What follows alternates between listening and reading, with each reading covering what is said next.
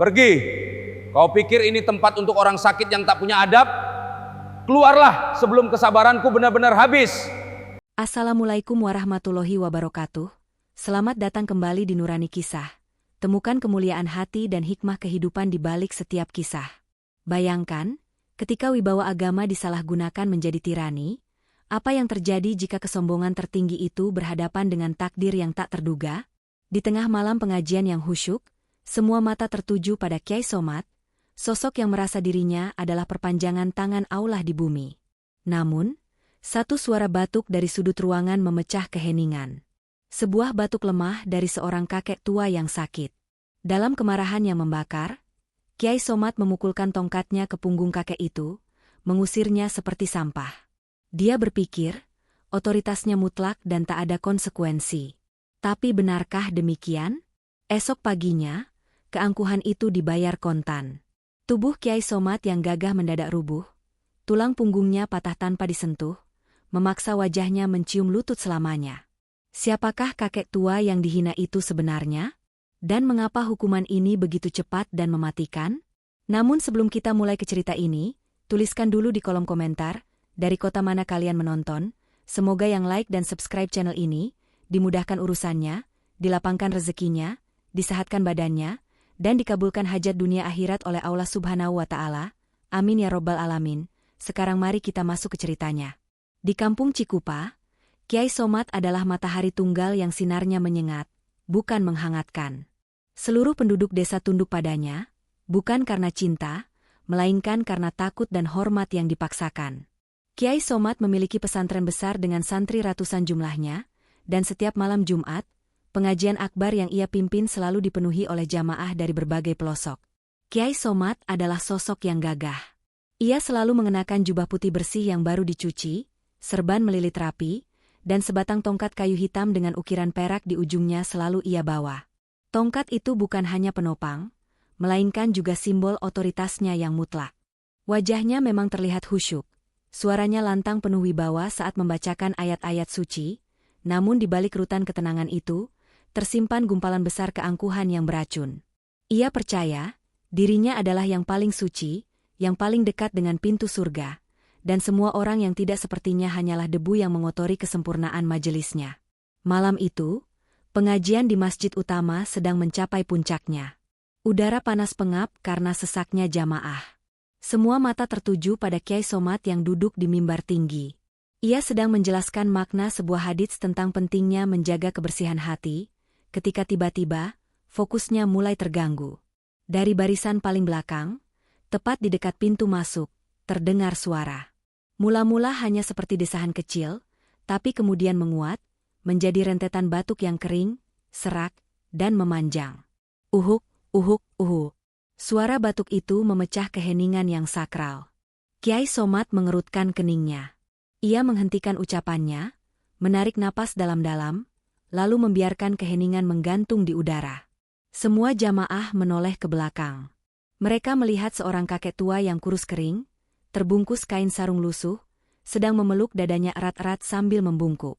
Batuknya seperti berasal dari paru-paru yang sudah lama hancur. Tiap tarikan napas adalah perjuangan yang menyakitkan.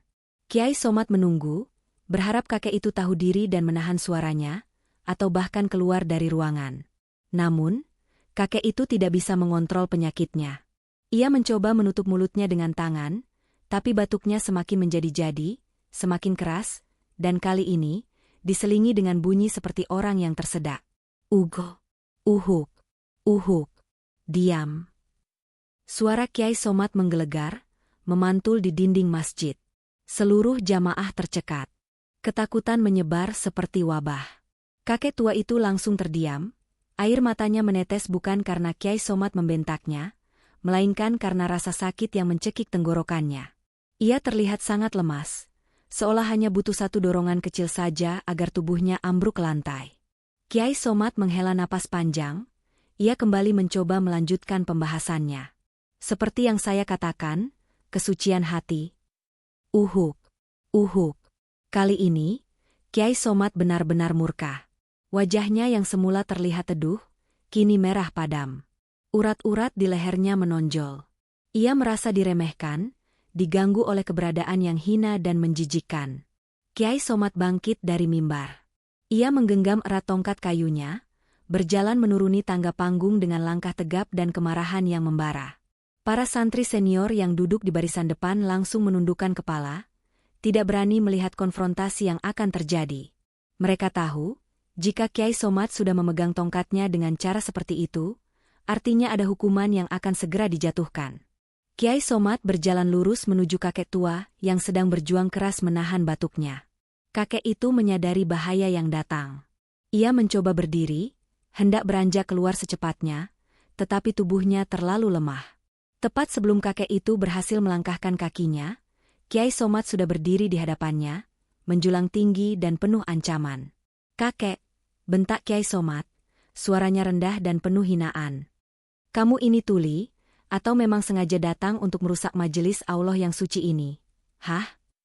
Kakek tua itu hanya bisa menggeleng pelan, bibirnya pucat pasi. Ia berusaha meminta maaf, namun suaranya tercekat. Saya minta maaf, Kiai." Bisiknya lemah, diselingi tarikan napas pendek. "Minta maaf katamu?" Kiai Somad tidak peduli. "Batukmu itu kayak suara setan. Mengganggu konsentrasi saya saja. Kamu pikir pengajian ini pasar, tempat orang sakit merengek dan mengeluh?"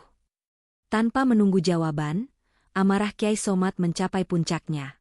Ia mengangkat tongkat kayu hitamnya tinggi-tinggi. Brak! Tongkat itu menghantam keras punggung kakek tua itu. Bunyi tumpul dari benturan itu memantul di seluruh ruangan, membuat semua yang hadir gemetar. Kakek tua itu terhuyung, tubuh ringkihnya nyaris jatuh. Ia tidak menjerit, tidak melawan, hanya meringis menahan sakit yang luar biasa. Tubuhnya kembali membungkuk, menampakkan punggungnya yang langsung memar biru keunguan di bawah lapisan kain sarung tipis. "Keluar sana." Kiai Somad menunjuk ke pintu. "Keluar dan jangan pernah kembali ke sini sebelum kamu sembuh total. Cari obat di tong sampah kalau kamu tidak punya uang. Jangan kotori masjid saya dengan bau penyakit dan suara menjijikkan." Kakek tua itu diam saja. Ia mengusap air mata yang bukan hanya karena sakit, tetapi juga karena perih di hatinya. Dengan langkah gontai yang dipaksakan, ia berbalik. Ia berjalan pelan, menyeret kakinya yang terasa berat. Dalam diamnya, tersembunyi sebuah keikhlasan yang dalam, menerima penghinaan dan pukulan itu tanpa dendam sedikit pun. Ia tahu, penyakit yang dideritanya bukanlah penyakit biasa, melainkan ujian besar dari Allah yang sedang ia jalani. Kiai Somad memperhatikan kepergian kakek itu dengan tatapan jijik, memastikan kakek itu benar-benar menghilang di balik pintu masjid sebelum ia kembali naik ke mimbar. "Baiklah, kita lanjutkan," ujar Kiai Somad kepada jamaah yang masih kaku karena syok. "Jangan biarkan gangguan kecil seperti itu merusak ibadah kita. Singkirkan yang kotor, agar yang suci tetap murni." Pengajian kembali berjalan, namun terasa dingin dan hambar. Tak ada satupun jamaah yang berani menatap mata Kiai Somad. Mereka hanya bisa berdoa dalam hati untuk kakek tua yang baru saja diusir dan dipukul dengan kejam itu. Mereka tahu, kakek itu mungkin hanya seorang pengemis yang tersesat. Tapi mereka tidak tahu bahwa kakek yang dihina dan disakiti itu adalah seorang wali Allah yang sedang menyamar, diutus untuk menguji kesucian hati Kiai Somad. Malam itu, Kiai Somad tidur nyenyak di rumah besarnya. Merasa puas karena telah menegakkan disiplin dan menjaga kesucian majelisnya dari gangguan makhluk rendahan. Ia sama sekali tidak merasa bersalah atas pukulan yang ia berikan, justru ia merasa telah melakukan kewajiban. Kiai Somad bangun keesokan paginya, seperti biasa ia berencana memimpin sholat subuh di masjid. Ia mencoba duduk dari tempat tidurnya, namun saat ia hendak menegakkan punggungnya, sebuah rasa sakit yang tajam dan tak tertahankan menyambar tulang belakangnya, seolah ada godam tak terlihat yang menghancurkan satu persatu ruas tulangnya. "Aduh!" Ia menjerit kesakitan. Rasa nyeri itu membuat pandangannya berputar. Ia mencoba memaksa dirinya untuk berdiri, tapi tubuhnya justru melengkung ke depan. Tulang punggungnya terasa seperti karet yang ditarik paksa hingga putus. Dalam hitungan detik, tanpa sebab yang jelas, tulang punggung Kiai Somad patah. Ia kehilangan kemampuan untuk berdiri tegak. Tubuhnya kini benar-benar bungkuk, kepalanya terkulai ke bawah, hingga wajahnya hampir menyentuh lutut. Kiai Somad meraung, bukan karena sakitnya saja, tetapi juga karena ketakutan yang mencekik. Ia mencoba berteriak memanggil santrinya, namun ia hanya bisa tersungkur ke lantai, menjadi gumpalan daging yang tidak berdaya, terkurung dalam bentuk tubuhnya yang baru dan cacat total. Azab Allah datang secepat kilat, membalas pukulan tongkat Kyai Somad pada punggung seorang hamba Allah yang sakit, kini punggungnya sendiri yang remuk tanpa bisa diperbaiki lagi. Kyai Somad meraung, terperangkap di lantai kamar yang dingin. Posisi bungkuk itu bukan hanya menyiksa secara fisik, tapi juga merenggut harga dirinya yang setinggi langit. Wajahnya yang biasa sombong, kini hampir menempel pada karpet tebal, menghalangi pandangan dunia yang dulunya ia kuasai hanya dengan satu tatapan. Ia mencoba menggerakkan kakinya, mencoba berlutut, mencoba merangkak ke arah pintu, tapi setiap gerakan sekecil apapun hanya menghasilkan gelombang rasa sakit baru yang mematikan. Rasa nyeri itu begitu absolut, begitu melumpuhkan, hingga ia tidak mampu mengeluarkan suara selain erangan rendah yang tercekat. Pikirannya yang cerdas dan tajam mendadak lumpuh, digantikan oleh kepanikan primal dan ketakutan yang mencekik. Bagaimana ini bisa terjadi? Batinnya meraung tanpa suara. Saya Kyai Somad, orang yang paling dihormati di desa ini, guru yang selalu berdiri tegak di hadapan ratusan orang. Saya sehat, saya kuat, saya bersih dari penyakit. Tapi kini, ia hanyalah gumpalan daging yang cacat, yang bahkan tidak mampu melihat ke langit untuk meminta pertolongan. Waktu subuh sudah lewat 20 menit. Para santri yang sudah menunggu di masjid mulai merasa aneh dan resah. Biasanya, Kyai Somad adalah orang yang paling tepat waktu, hadir di depan mimbar bahkan sebelum adzan selesai dikumandangkan. Ketiadaan beliau di subuh hari adalah sebuah anomali besar. Hasan, santri kepercayaannya yang bertugas mengurus keperluan pribadi Kyai, memberanikan diri mendekati rumah utama. Langkahnya hati-hati, takut mengganggu istirahat sang guru, tapi rasa cemasnya lebih besar. Ia mengetuk pintu kamar Kyai Somad, tidak ada jawaban. "Kyai, apa Kyai sudah bangun?" tanya Hasan pelan. Keheningan yang menjawab hanya menambah kegelisahan Hasan. Ia mendorong pintu kamar Kyai yang ternyata tidak terkunci. Apa yang dilihatnya saat pintu terbuka membuat mata Hasan membelalak, dan napasnya tertahan di tenggorokan. Kyai Somad, guru besar yang selalu berdiri tegak penuh wibawa, kini tergeletak di lantai dekat tempat tidur. Posisi tubuhnya sangat tidak wajar. Tubuhnya terlipat dua, punggungnya membentuk busur yang patah, dan ia gemetaran dengan keringat dingin membasahi wajahnya. "Kyai, ya Allah, apa yang terjadi?" Hasan berteriak, panik, suaranya pecah. Raungan Hasan segera menarik perhatian santri-santri senior lainnya yang berlari menuju kamar tersebut. Dalam hitungan detik, kekacauan hebat memenuhi rumah Kyai Somad. Para santri berdesakan, menyaksikan guru mereka yang mulia kini menjadi korban dari penyakit atau musibah yang tidak terjelaskan. Mereka mencoba mengangkat tubuh Kyai Somad. 2 orang mencoba memegang bahunya, yang lain mencoba menopang pinggulnya. Saat mereka mencoba menegakkan punggungnya sedikit saja, Kyai Somad menjerit dengan suara yang mengerikan, suara yang sangat berbeda dari raungan marah yang biasa mereka dengar. Itu adalah jeritan penderitaan murni yang membuat bulu kuduk merinding. "Jangan, sakit, sakit sekali," rintih Kyai Somad, suaranya parau dan teredam karena wajahnya yang menempel ke lantai. Mereka segera melepaskannya, menyadari bahwa mengangkatnya hanya akan menambah penderitaan. Tubuh Kyai Somad kini tidak bisa disentuh di bagian punggung. "Cepat, panggil Dokter Arif. Panggil siapa saja yang bisa menolong," perintah salah satu santri senior, yang paling tenang di antara yang lain. Dalam kekacauan itu, seorang dokter pribadi yang tinggal tidak jauh dari pesantren segera didatangkan. Dokter muda bernama Arif itu memeriksa Kyai Somad dengan wajah bingung dan kebingungan yang nyata. Ia meraba tulang belakang Kyai yang terasa aneh. Tulangnya tidak patah karena benturan, namun strukturnya terasa seperti lempengan tulang yang tiba-tiba remuk dan hancur berkeping-keping dari dalam. Tidak ada luka luar, tidak ada tanda-tanda jatuh atau dipukul, gumam Dokter Arif kepada santri yang mendampingi, suaranya pelan dan penuh keraguan. "Tulang punggungnya, ini seperti remuk secara spontan. Saya belum pernah melihat kasus seperti ini seumur hidup saya. Dia tidak akan bisa berdiri tegak lagi." Dokter Arif hanya bisa memberikan pereda nyeri dosis tinggi. Ia menyarankan agar Kyai Somad segera dibawa ke rumah sakit besar di kota untuk pemeriksaan menggunakan alat yang lebih canggih, seperti röntgen atau CT scan. Namun, Memindahkan Kiai Somad dalam kondisi terlipat dua seperti itu terasa mustahil dan berisiko tinggi. Berita tentang Kiai Somad yang tiba-tiba lumpuh dan bungkuk total menyebar secepat api di atas jerami kering. Dari mulut ke mulut, kabar itu sampai ke telinga para jamaah dan penduduk desa yang baru saja selesai melaksanakan sholat subuh. Mereka berbondong-bondong datang, ingin melihat dengan mata kepala sendiri kebenaran kabar yang terasa seperti mitos itu.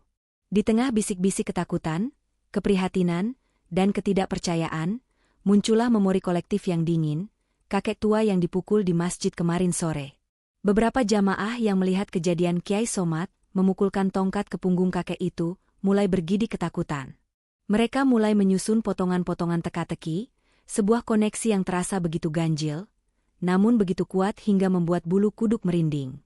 Punggung kakek itu dipukul hingga memar, dan kurang dari 24 jam, punggung Kiai Somad remuk tanpa sebab yang jelas.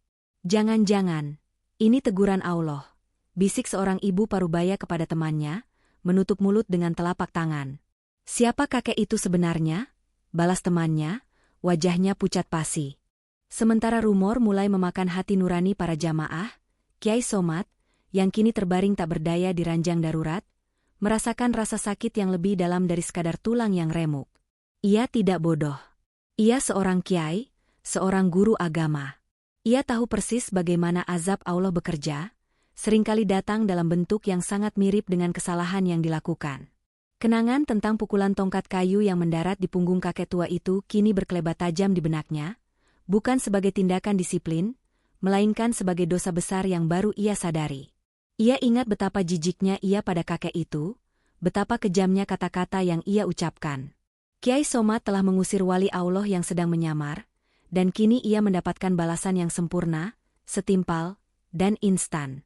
Dalam posisinya yang terlipat, wajahnya yang penuh kesakitan menunduk ke lantai, Kiai Somad hanya bisa merintih dalam hati, menyadari bahwa ia telah kehilangan segalanya, bukan hanya kekuatan fisik, tapi juga semua wibawa spiritual yang selama ini ia banggakan. Azab ini bukan hanya menghancurkan tulangnya, tapi juga menghancurkan jiwanya. Di sisi lain kota, di bawah jembatan yang sepi, kakek tua yang kemarin dipukul masih duduk bersandar di tumpukan kardus. Ia batuk-batuk, namun batuknya kini terdengar lebih pelan, lebih tenang. Ia sedang membersihkan luka memar di punggungnya dengan sehelai kain basah, luka yang kini terasa jauh lebih ringan. Kakek itu mendongak, menatap kosong ke langit pagi. Sebuah senyum tipis, penuh keikhlasan dan kepasrahan, tersungging di bibirnya. Ia tahu apa yang terjadi. Ia tahu bahwa Allah telah menegakkan keadilan dengan caranya sendiri, tanpa perlu ia membalas atau memohon. Ia hanya bisa berbisik pelan, sebuah bisikan yang hanya bisa didengar oleh dirinya sendiri dan langit di atasnya. Semoga ia belajar tentang arti kerendahan hati, ya Allah. Lalu, kakek itu kembali terbatuk. Kali ini batuknya terdengar seperti suara desahan lega, sebuah tirai telah jatuh, dan keadilan telah ditegakkan. Sang wali Allah kini melanjutkan perjalanannya, sementara sang Kiai Agung terperangkap dalam azabnya sendiri. Penderitaan Kiai Somad baru saja dimulai. Santri-santrinya belum tahu bahwa membawa Kiai ke rumah sakit tidak akan berguna sama sekali. Ini adalah masalah hati, bukan tulang. Gerakan memindahkan Kiai Somad dari ranjang darurat di rumahnya menuju mobil ambulans adalah adegan yang penuh kekacauan dan kesedihan yang mendalam. Para santri yang biasanya sangat cekatan dan tertib, kini bergerak panik, cemas, dan kebingungan. Tubuh Kiai Somad yang terlipat total, dengan wajahnya menempel ke betis, membuat proses evakuasi menjadi sangat sulit. Mereka harus memanggul beliau dalam posisi meringkuk seperti janin, menjaga agar tulang belakang yang remuk tidak tergeser lebih jauh. Pelan-pelan, jangan sampai terbentur, teriak Ustadz Amir, salah satu santri senior, dengan suara tercekat. Setiap sentuhan, setiap guncangan kecil, mengirimkan gelombang rasa sakit yang menusuk hingga ke ubun-ubun Kiai Somad. Namun, beliau tidak merintih keras lagi. Beliau hanya bisa mendesis, menahan semua jeritan di dalam tenggorokannya yang tercekat. Rasa sakit fisik itu memang tak tertahankan, tetapi ada rasa sakit lain yang jauh lebih tajam, yang berasal dari kesadaran penuh akan kesalahannya. Di sepanjang jalan menuju rumah sakit terbesar di kota, pikiran Kiai Somad berputar tak karuan. Ia telah menghabiskan hidupnya mengajarkan tentang karma, tentang balasan yang setimpal, tentang betapa cepatnya Allah menegakkan keadilan bagi mereka yang menzalimi hambanya. Dan kini, ia adalah contoh nyata dari ajaran itu. Azab yang ia terima datang begitu cepat, begitu sempurna. Setibanya di rumah sakit, Kyai Somad langsung dibawa ke unit gawat darurat. Tim dokter yang menangani kasus ini, dipimpin oleh seorang spesialis ortopedi ternama, Dr. Bima, segera melakukan pemeriksaan mendalam.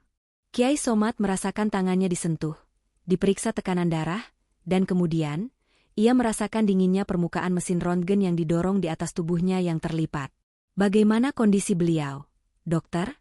Tanya Ustadz Amir dengan mata berkaca-kaca. Dr. Bima, seorang pria parubaya yang tenang dan profesional, tampak semakin bingung setelah melihat hasil röntgen dan CT scan. Ia meminta hasil pemeriksaan diulang.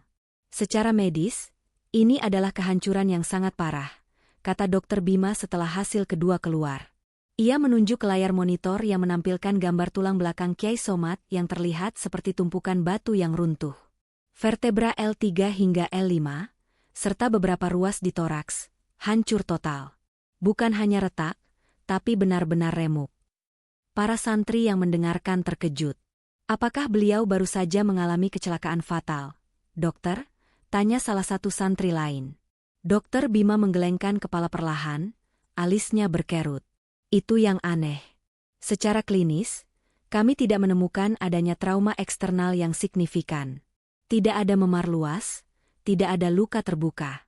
Kehancuran ini seharusnya hanya terjadi akibat tabrakan mobil berkecepatan tinggi atau jatuh dari ketinggian yang sangat ekstrim. Tapi beliau hanya bangun dari tidur, lirih Ustadz Amir. Itulah yang tidak masuk akal, potong Dr. Bima. Tulang beliau seolah-olah runtuh dengan sendirinya dari dalam. Kami telah memberikan pereda nyeri dosis tinggi, tapi sepertinya rasa sakit yang beliau rasakan masih sangat intens.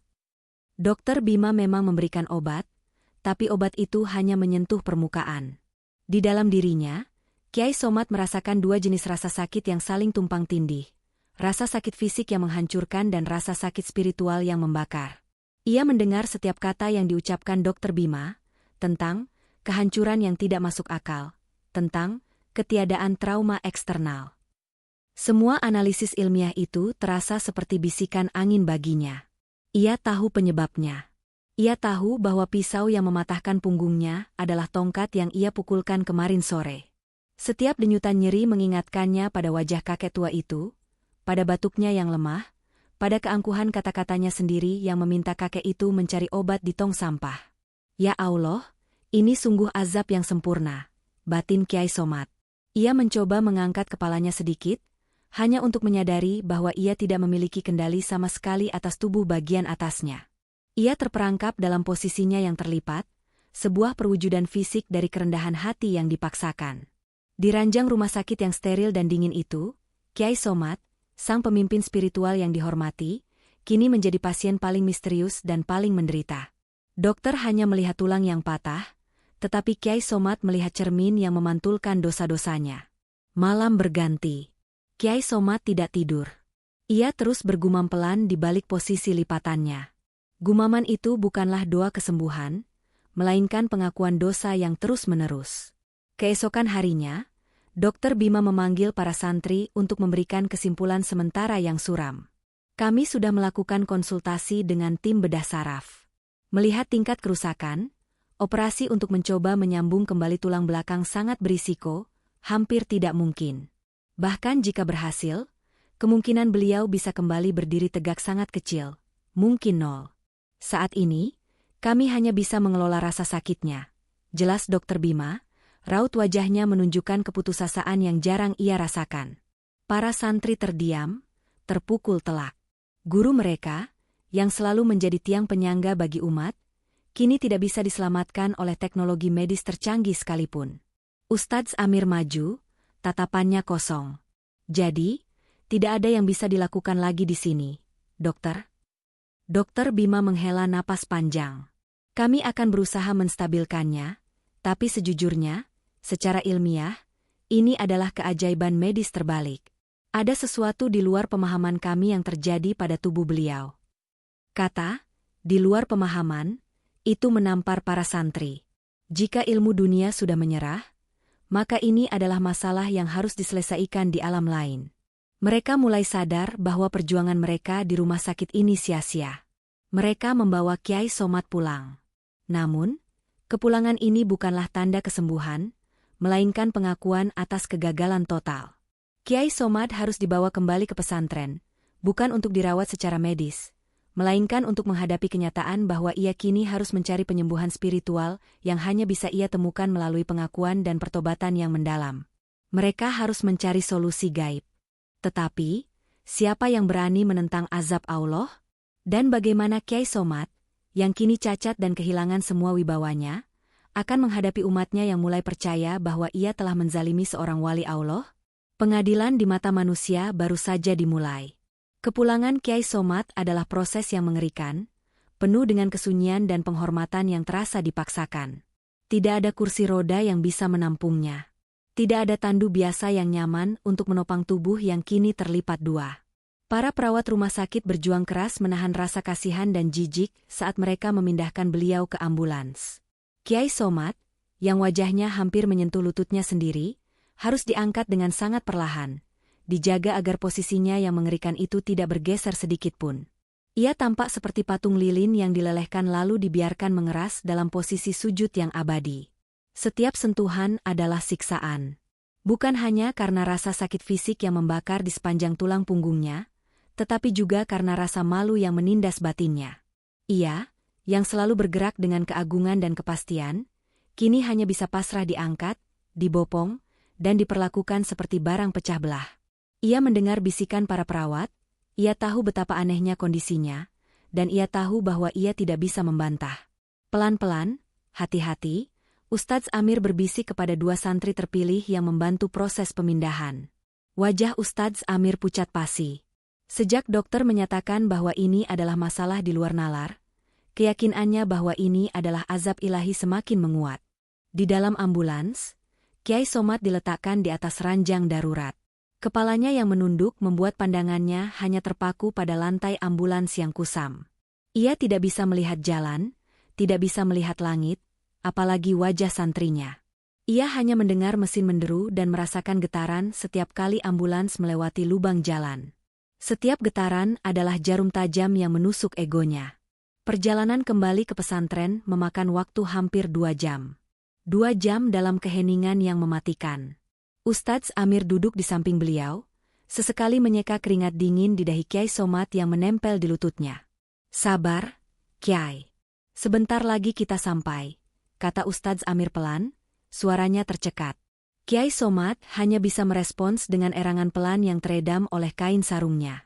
Ia ingin sekali bicara, ingin menjelaskan, ingin meminta ampunan pada Allah secara lantang, tetapi posisi tubuhnya menahan semua itu. Ia bahkan tidak bisa mengangkat tangannya untuk beristighfar dengan nyaman. Ia benar-benar lumpuh, terikat oleh akibat perbuatannya sendiri. Ketika ambulans memasuki gerbang pesantren Al-Hidayah, suasana yang biasanya ramai dengan celoteh santri langsung berubah menjadi keheningan absolut. Kabar kepulangan Kyai Somad sudah menyebar, tetapi detail kondisinya dijaga ketat. Para santri berbaris rapi di sepanjang jalan setapak menuju kediaman Kyai, menyambutnya dengan penghormatan yang hikmat. Namun, kehikmatan itu hancur berkeping-keping saat pintu belakang ambulans terbuka. Para santri dan beberapa tokoh masyarakat yang menunggu di depan Endalem, rumah kediaman Kyai, sontak terkejut.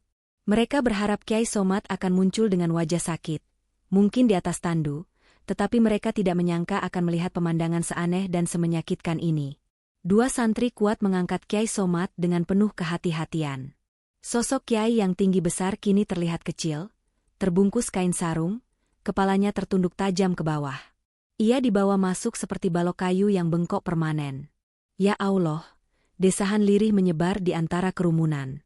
Itu bukan desahan iba saja, melainkan gabungan antara rasa kaget, ngeri, dan ketakutan yang mendalam. Kyai Somad yang mereka kenal adalah sosok yang gagah, suaranya menggelegar, posturnya tegak lurus melambangkan kebenaran. Kini, Kyai Somad yang mereka lihat adalah kebalikannya, rapuh, terlipat, dan diam 1000 bahasa dalam aib yang tak terucapkan. Saat Kyai Somad dibaringkan di kamar khususnya, Pandangannya yang terarah ke bawah secara permanen hanya bisa menangkap lantai marmer ruangan itu. Ia dipisahkan dari dunia luar, tetapi ia tahu bahwa ribuan mata telah melihatnya. Ribuan mata telah menyaksikan betapa rendahnya ia kini. Ustadz Amir segera menutup pintu dan memasang penjagaan ketat. Tugas utamanya sekarang adalah menenangkan umat, menepi spekulasi, dan mencari ahli spiritual yang bisa menjawab pertanyaan yang gagal dijawab oleh dunia medis. Kiai hanya kelelahan dan butuh istirahat total. Begitu dalih yang dikeluarkan Ustadz Amir kepada para santri senior, meskipun ia tahu bahwa kelelahan tidak pernah membuat tulang punggung seseorang patah menjadi dua. Namun, di era digital ini, berita buruk menyebar lebih cepat daripada api di musim kemarau. Seorang santri junior, yang melihat sekilas proses pemindahan Kiai, diam-diam menghubungi kakaknya di kota. Ia menceritakan bagaimana guru mereka terlihat seperti orang yang sedang sujud tetapi tidak bisa bangkit lagi. Dalam waktu singkat, bisikan-bisikan mulai beredar di pasar, di warung kopi, dan di antara majelis-majelis taklim lainnya. Orang-orang mulai menghubungkan dua peristiwa yang terjadi berdekatan. Penghinaan yang dilakukan Kiai Somad terhadap kakek tua yang batuk-batuk saat pengajian, dan azab yang tiba-tiba menimpa Kiai Somad. Bukankah itu azab karena menzalimi seorang wali Allah? Tanya seorang ibu-ibu di pasar. Aku dengar kakek itu minta obat di tong sampah. Astagfirullah, Kiai tegas sekali. Jawab yang lain, menggelengkan kepala. Citra Kiai Somad, yang selama ini dibangun di atas pondasi wibawa dan kesucian, mulai retak. Keretakan itu bukan karena skandal uang atau moral, melainkan karena keangkuhan rohani yang berujung pada hukuman ilahi yang sangat nyata dan terlihat. Di dalam kamar sunyi itu, Kiai Somad mendengar suara-suara dari luar. Walau samar, ia menangkap kegaduhan dan nada suara yang berbeda. Ia tahu, pengadilan umat sudah dimulai. Mereka tidak lagi melihatnya sebagai guru yang suci, melainkan sebagai contoh nyata betapa berbahayanya menzalimi hamba Allah yang tulus.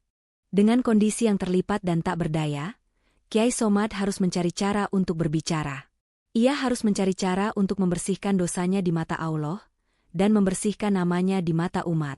Tetapi bagaimana ia bisa mendapatkan ampunan dari Allah, jika wali yang ia sakiti entah berada di mana dan belum ia temukan? Malam itu, Ustadz Amir masuk ke kamar Kiai Somad. Ia tidak membawa obat medis, tetapi ia membawa sebuah peta kuno. Kiai, kita harus segera mencari. Kita harus menemukan kakek tua itu, bisik Ustadz Amir, matanya dipenuhi tekad yang putus asa. Hanya beliau yang bisa membatalkan kutukan ini. Tapi bagaimana caranya kita mencari beliau, Kiai? Kita bahkan tidak tahu siapa namanya, dari mana asalnya. Atau, jangan-jangan beliau sudah tiada. Kiai Somad tidak bisa menjawab, tetapi ia menggerakkan jarinya yang menempel di lantai, mencoba menuliskan sesuatu. Rasa sakit menjalar hebat, tetapi ia memaksakan diri. Dengan susah payah, jari Kiai Somad menuliskan satu kata di lantai marmer yang berdebu, tong sampah, menandakan bahwa petunjuk pertama tentang keberadaan wali Allah itu hanya bisa mereka temukan di tempat Kiai Somad menghinanya. Sebuah perjalanan pencarian yang penuh kehinaan baru saja akan dimulai. Ustadz Amir menatap lantai marmer yang dingin, di mana jari Kiai Somad yang gemetar baru saja menuliskan kata yang paling menghinakan, tong sampah. Seluruh tubuh Ustadz Amir meremang. Bukan hanya karena udara malam yang menusuk, tetapi karena beban ironi yang harus ia pikul. Kiai besar, seorang panutan umat, sekarang sedang meminta petunjuk spiritual dari tempat yang paling kotor, tempat di mana ia melemparkan penghinaan terburuknya. Tong sampah, Kiai, bisik Ustadz Amir, suaranya tercekat. Kiai Somad tidak bisa bicara.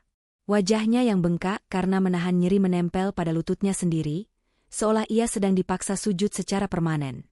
Ia hanya mengangguk kecil, anggukan yang hampir tidak terlihat, tetapi mengandung perintah yang mutlak. Ya Allah, Ustadz Amir menghela napas panjang. Ia tahu betul di mana lokasi tong sampah itu. Itu adalah tempat pembuangan umum di sudut belakang tembok pesantren, tempat yang sengaja dijauhkan dari pandangan agar tidak merusak keindahan halaman depan. Baik, Kiai. Saya akan berangkat sekarang, kata Ustadz Amir, mencoba terdengar tenang. Saya akan mencari tahu. Saya akan berbicara dengan siapapun yang mungkin melihatnya, atau bahkan mencari sisa-sisa petunjuk di sana. Ia sadar bahwa ini adalah misi yang berbahaya. Jika masyarakat tahu bahwa pemimpin spiritual mereka sedang mencari petunjuk azab di tempat sampah, sisa-sisa wibawa Kyai Somad akan runtuh total. Citra pesantren akan hancur selamanya. Oleh karena itu, operasi pencarian ini harus dilakukan dalam kerahasiaan paling ketat. Ustadz Amir segera mengganti pakaiannya. Ia tidak lagi mengenakan sarung batik dan baju koko putih yang biasa ia pakai saat mengajar, melainkan kaos oblong lusuh dan celana longgar yang sudah agak pudar. Ia mengambil topi yang menutupi setengah wajahnya dan syal tipis untuk menyamarkan diri jika bertemu orang. Ia meninggalkan Kyai Somad dalam perawatan Ustadz Hasan, rekan seniornya yang lain. Ia berpesan agar Hasan tidak mengizinkan siapapun, bahkan santri senior sekalipun, mendekati kamar Kyai. Ketika jarum jam menunjukkan pukul 2 dini hari, Ustadz Amir menyelinap keluar dari kompleks utama pesantren. Malam itu terasa dingin dan sunyi, hanya ada suara jangkrik yang memecah keheningan. Ia berjalan memutari tembok tinggi pesantren, menuju area terpencil yang jarang dilalui orang. Bau busuk mulai menyambutnya bahkan sebelum ia tiba. Bau sampah organik yang membusuk bercampur dengan aroma tumpukan plastik dan sisa makanan yang sudah basi. Di bawah rembulan yang tertutup awan, ia bisa melihat deretan tong sampah besi yang besar. Inilah altar kehinaan yang baru bagi Kyai Somad. Ustadz Amir mendekat perlahan. Ia menyalakan senter kecil yang ia bawa, mengarahkan cahayanya ke sekitar area itu. Jantungnya berdebar kencang, bukan karena takut, melainkan karena rasa malu yang mendalam. Ia, seorang ulama terhormat, kini sedang mengais-ngais petunjuk di tempat kotor ini. Ia mencari di sekitar dasar tong. Apakah kakek itu meninggalkan selimut? Apakah ada bekas air liur atau obat? Tidak ada. Tong-tong itu hanya berisi kotoran, belatung, dan lalat yang mengerubungi sisa-sisa makanan. Ustadz Amir mundur beberapa langkah, mencoba melihat situasi saat peristiwa itu terjadi. Kakek tua itu pasti didorong dan dihina. Mungkin ia jatuh di sekitar sana sebelum akhirnya pergi. Kakek, wali Allah, tunjukkanlah petunjuk MU, bisik Ustadz Amir, rasa putus asa mulai menjalari dirinya. Pencarian fisik ini jelas sia-sia. Mustahil kakek itu, yang mungkin seorang musafir atau tunawisma, meninggalkan jejak yang rapi. Satu-satunya cara adalah menemukan saksi mata. Ustadz Amir memutuskan untuk menunggu di tempat yang agak tersembunyi. Ia tahu, menjelang subuh, biasanya ada beberapa warga miskin atau pemulung yang mulai beraktivitas, mencari barang bekas di tumpukan sampah sebelum diangkut oleh truk kebersihan. Sekitar pukul 4 pagi, sebatang senter kecil berkedip-kedip dari kejauhan. Seorang pria tua, dengan karung besar di punggungnya dan wajah penuh debu, mulai mendekati area tong sampah. Ia adalah seorang pemulung, atau yang biasa disebut tukang rongsok. Ustadz Amir merapatkan topi dan mendekatinya dengan hati-hati. "Assalamualaikum, Pak," sapa Ustadz Amir pelan. Pria tua itu terkejut, hampir menjatuhkan tongkat pengaitnya. Ia menatap Ustadz Amir dengan curiga. Siapa orang yang berpakaian preman dan berjalan di kegelapan seperti ini? "Waalaikumsalam," jawab pemulung itu agak gemetar. Saya sedang mencari barang hilang, Pak. Bukan apa-apa. Saya ingin bertanya sedikit. Boleh?" Ustadz Amir menyodorkan beberapa lembar uang kertas ribuan, jumlah yang cukup signifikan bagi si pemulung. Mata si pemulung berbinar. "Apa yang Tuan cari?" "Beberapa hari yang lalu, sekitar 2 atau 3 hari yang lalu, adakah Bapak melihat seorang kakek tua yang sedang sakit di sekitar sini?" Beliau batuk-batuk parah. Beliau agak kurus, pakai baju lusuh. Pemulung itu menggaruk kepalanya yang tidak gatal, mencoba mengingat. "Oh, kakek batuk-batuk? Ya, saya ingat. Malam itu, malam Jumat, kalau tidak salah," ujar pemulung itu, suaranya pelan. "Ada sedikit ribut-ribut dari dalam pesantren. Saya waktu itu sedang di ujung jalan sana. Saya tidak dengar jelas, tapi kakek itu lewat dari arah sini, berjalan tertatih-tatih." Jantung Ustadz Amir berdetak lebih cepat. "Kemana dia pergi, Pak?" "Dia berjalan ke arah sana, ke perempatan besar. Waktu dia lewat, saya sempat menyapanya. Dia bilang, batuknya kambuh parah, dan dia mau mencari tempat yang lebih hangat untuk tidur. Dia bilang, dia ingin ke gubuk doa di dekat pasar induk." Ustadz Amir mengerutkan kening. Gubuk doa? Pasar induk? Gubuk doa apa, Pak? Maksudnya musola? Bukan, Tuan. Itu tempat di belakang pasar induk, dekat rel kereta api. Ada semacam gubuk reot di sana yang sering dipakai orang-orang sakit, atau orang gila, atau musafir yang mau ngalap berkah di sana. Katanya ada mata air yang bagus. Tempat itu agak tersembunyi. Orang-orang menyebutnya gubuk doa karena banyak yang datang untuk sembuh. Meskipun informasi itu terasa kabur dan meragukan, itu adalah petunjuk pertama yang nyata. Wali Allah itu mungkin sedang mencari penyembuhan, dan ia menuju tempat di mana orang-orang sakit berkumpul, tempat yang jauh dari kemewahan pesantren. Terima kasih banyak, Pak. Semoga rezeki Bapak lancar, ujar Ustadz Amir sambil memberikan lebih banyak uang. Ia bergegas meninggalkan area tong sampah. Bau busuk itu kini terasa seperti parfum kemenangan, karena ia telah mendapatkan arah. Kakek wali Allah itu berada di dekat pasar induk, di sebuah gubuk doa yang tersembunyi. Ustadz Amir kembali ke pesantren saat azan subuh berkumandang. Ia langsung menuju kamar Kiai Somad. Kiai, Alhamdulillah. Kita punya petunjuk, bisik Ustadz Amir, wajahnya penuh keringat. Beliau pergi ke pasar induk, ke sebuah tempat tersembunyi yang disebut gubuk doa. Kiai Somad berusaha keras mengangkat kepalanya, mencoba melihat Ustadz Amir, tetapi yang ia lihat hanyalah kain sarungnya sendiri. Ia menghela napas yang terdengar seperti erangan panjang penuh penyesalan dan harapan. Pencarian telah dimulai, tetapi Ustadz Amir tahu, pasar induk adalah labirin. Mencari satu kakek tua yang sakit di antara ribuan orang yang berdesak-desakan di sana akan jauh lebih sulit daripada mencari jarum di tumpukan jerami. Ditambah lagi, waktu mereka terbatas. Jika kakek itu benar-benar seorang wali Allah, dan ia sudah parah, mereka harus menemukannya sebelum terlambat dan azab ini menjadi permanen. Ustadz Amir merapikan pakaiannya dan menyiapkan strategi.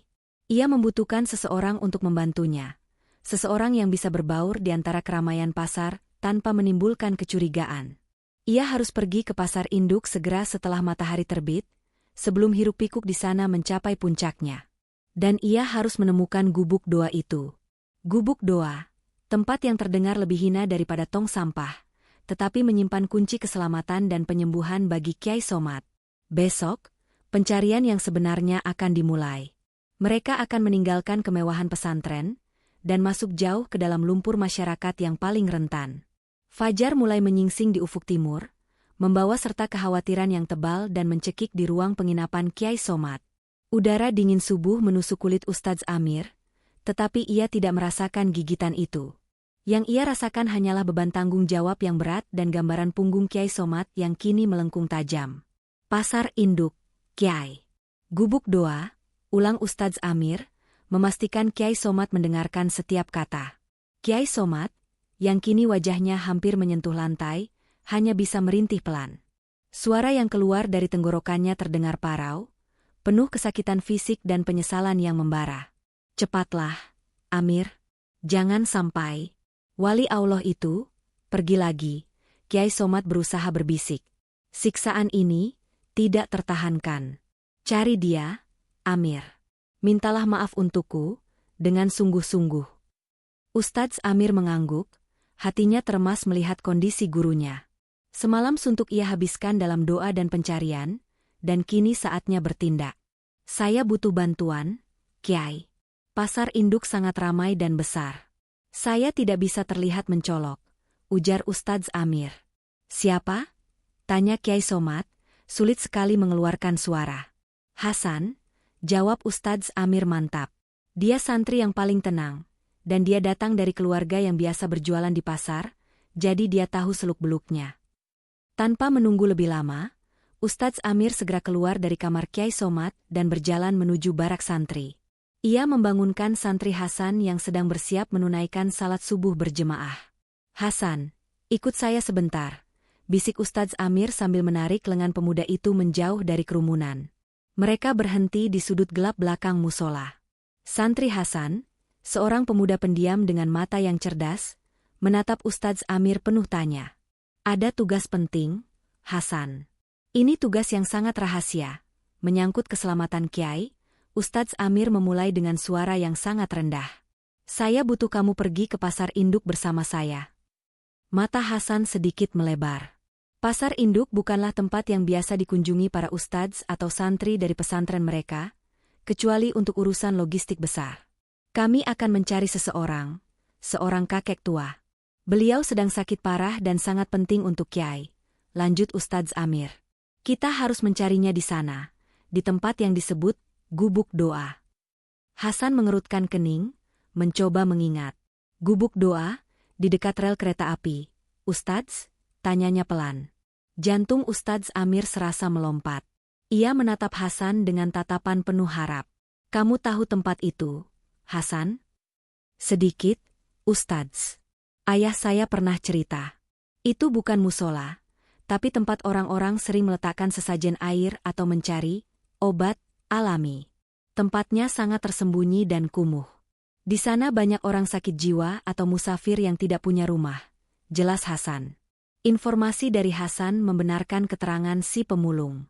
Semakin jelas betapa hina tempat yang menjadi tujuan wali Allah itu, seolah beliau memang sengaja menjauhkan diri dari simbol kemuliaan dan malah mendekatkan diri pada orang-orang yang paling terbuang.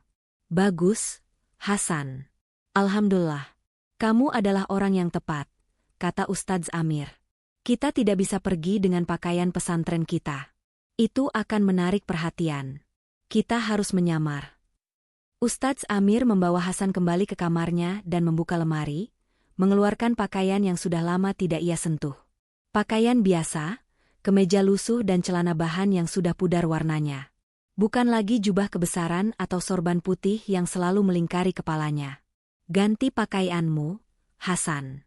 Kita akan menjadi seperti buruh atau pedagang biasa. Kita akan berjalan di antara mereka, bertanya dengan hati-hati. Ingat, jangan sampai ada yang tahu misi kita, terutama tentang kondisi Kiai Somad, perintah Ustadz Amir. Hasan mengangguk cepat. Dalam keheningan, mereka berdua berganti pakaian. Ketika Ustadz Amir menatap cermin, ia melihat pantulan dirinya yang berbeda. Bukan lagi sosok ustadz yang berwibawa dan dihormati, melainkan hanya seorang pria biasa yang tampak lelah dan cemas. Ini adalah awal dari perendahan diri yang sesungguhnya. Setelah memastikan penampilan mereka tidak mencolok, Ustadz Amir kembali ke kamar Kiai Somad untuk terakhir kalinya. Kami pergi sekarang, Kiai. Semoga Allah mudahkan urusan kita, bisik Ustadz Amir. Kiai Somad menggumamkan doa.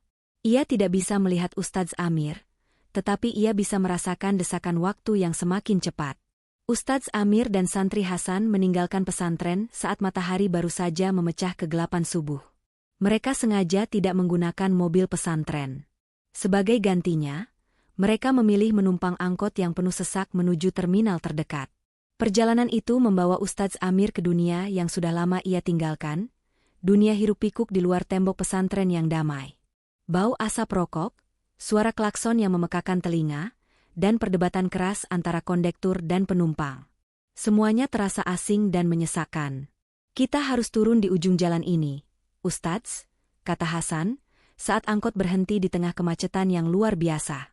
Ustadz Amir turun. Di depannya, membentang pasar induk yang sedang dalam puncak kegiatannya.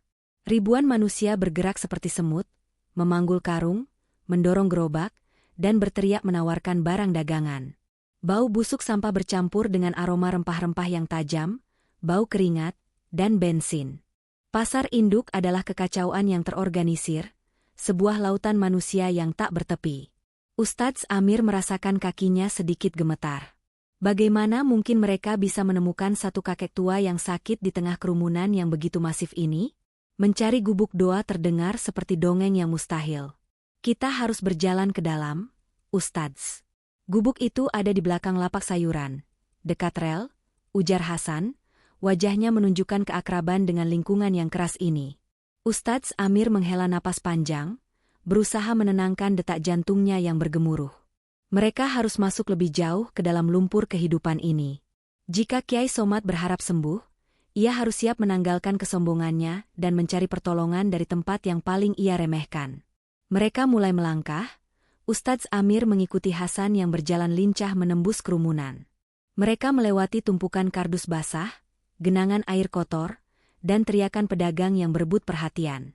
Ustadz Amir menyadari, di tempat inilah, di antara orang-orang yang berjuang keras hanya untuk makan hari ini, mungkin ada mata yang jernih dan hati yang suci. Mungkin, wali Allah itu sengaja memilih tempat ini untuk menguji keikhlasan mereka. Setelah berjalan cukup jauh, melewati kios-kios daging dan lapak ikan yang becek, Hasan berhenti di depan sebuah gang sempit yang gelap, diapit oleh tumpukan sampah basah yang menjulang tinggi. Bau di sini jauh lebih pekat daripada area pasar utama. Lewat sini, Ustadz. Ini jalan menuju rel kereta api. Gubuk doa itu ada di sana, bisik Hasan, sambil menunjuk ke dalam kegelapan lorong. Ustadz Amir menatap lorong itu. Itu adalah jurang kotor yang harus ia seberangi untuk mendapatkan ampunan bagi gurunya. Tidak ada jalan kembali.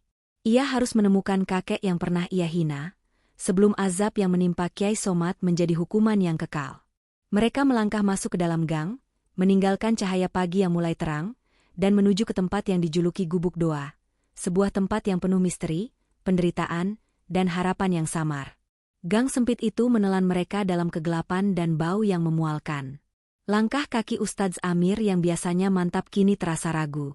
Bau yang menghantam hidungnya begitu pekat, campuran bau sampah organik yang membusuk, kencing tikus, dan genangan air limbah yang tak pernah mengering.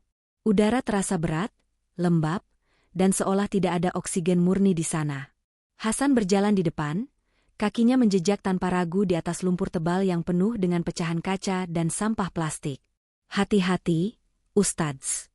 Jangan injak yang basah, itu air got, bisik Hasan, suaranya bergema samar di lorong yang sunyi itu.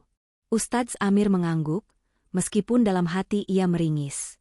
Sepatu kulitnya yang mahal, hadiah dari seorang donatur pesantren, kini tertutup lumpur hitam legam. Di pesantren, ia dikenal sebagai sosok yang sangat menjaga kebersihan. Bahkan debu kecil di karpet pengajian akan membuatnya gelisah. Berada di tempat ini adalah penyiksaan fisik dan batin yang luar biasa. Ia harus terus mengingatkan dirinya. Semua ini demi Kiai Somad.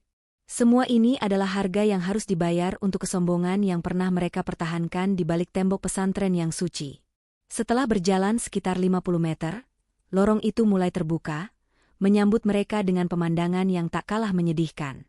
Mereka tiba di tepi rel kereta api tua yang sudah lama tak terpakai, dikelilingi oleh belukar liar dan gundukan sampah setinggi pinggang.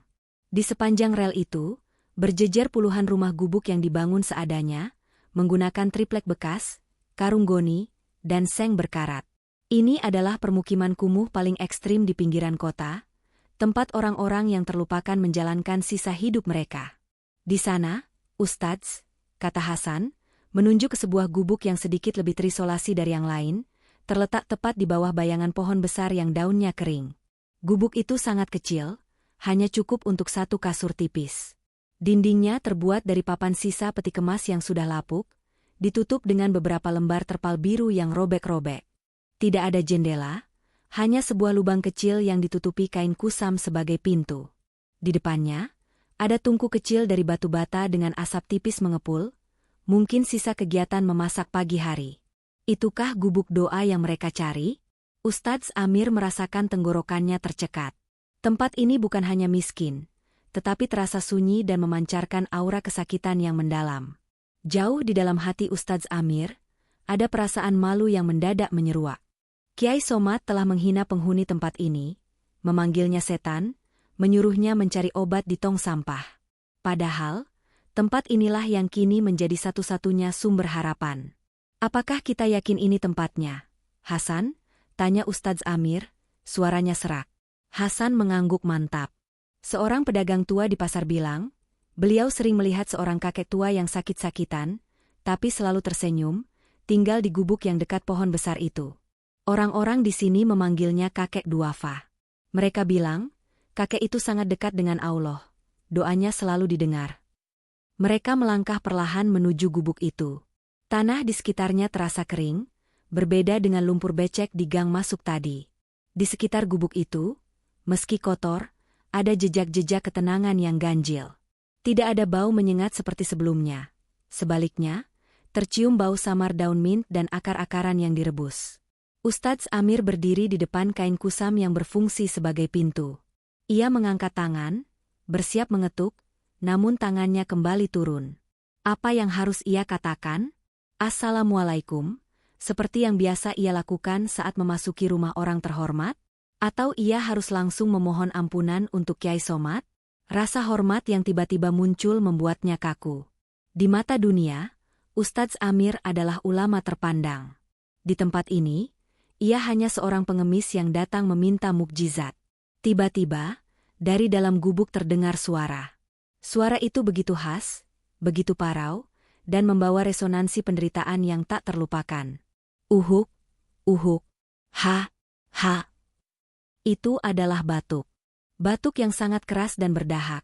Batuk yang memaksa dada bergetar hebat. Itu adalah batuk yang sama, persis sama, yang membuat Kyai Somad murka saat pengajian agung di pesantren 6 hari yang lalu. Batuk yang disebut Kyai Somad sebagai suara setan itu, kini menjadi musik paling penting yang pernah didengar Ustadz Amir. Suara itu adalah konfirmasi. Wali Allah itu ada di sana, di balik kain lusuh ini.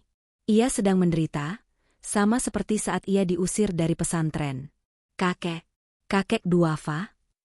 Ustadz Amir memanggil pelan, suaranya bergetar. Keheningan kembali menyelimuti gubuk itu, diselingi deru napas yang berat dari dalam. Siapa di luar? Sebuah suara lemah, namun sangat jelas, menjawab. Suara itu tua, kelelahan, tetapi mengandung kedamaian yang aneh. Ustadz Amir merapatkan kedua tangannya di depan dada. Ia menyadari ia tidak datang sebagai utusan, tetapi sebagai pendosa. Saya, Ustadz Amir, dari pesantren At-Taqwa, jawabnya, menelan ludah. Ia sengaja tidak menyebutkan nama Kyai Somad, takut akan memicu kemarahan jika kakek itu mengingat penghinaan tersebut. Lama sekali tidak ada jawaban. Ustadz Amir dan Hasan berdiri membeku di bawah terik matahari yang mulai meninggi, menunggu keputusan dari orang suci yang pernah mereka perlakukan seperti sampah. Akhirnya, kain kusam itu disingkap sedikit. Mata Ustadz Amir langsung tertuju pada sosok di balik tirai.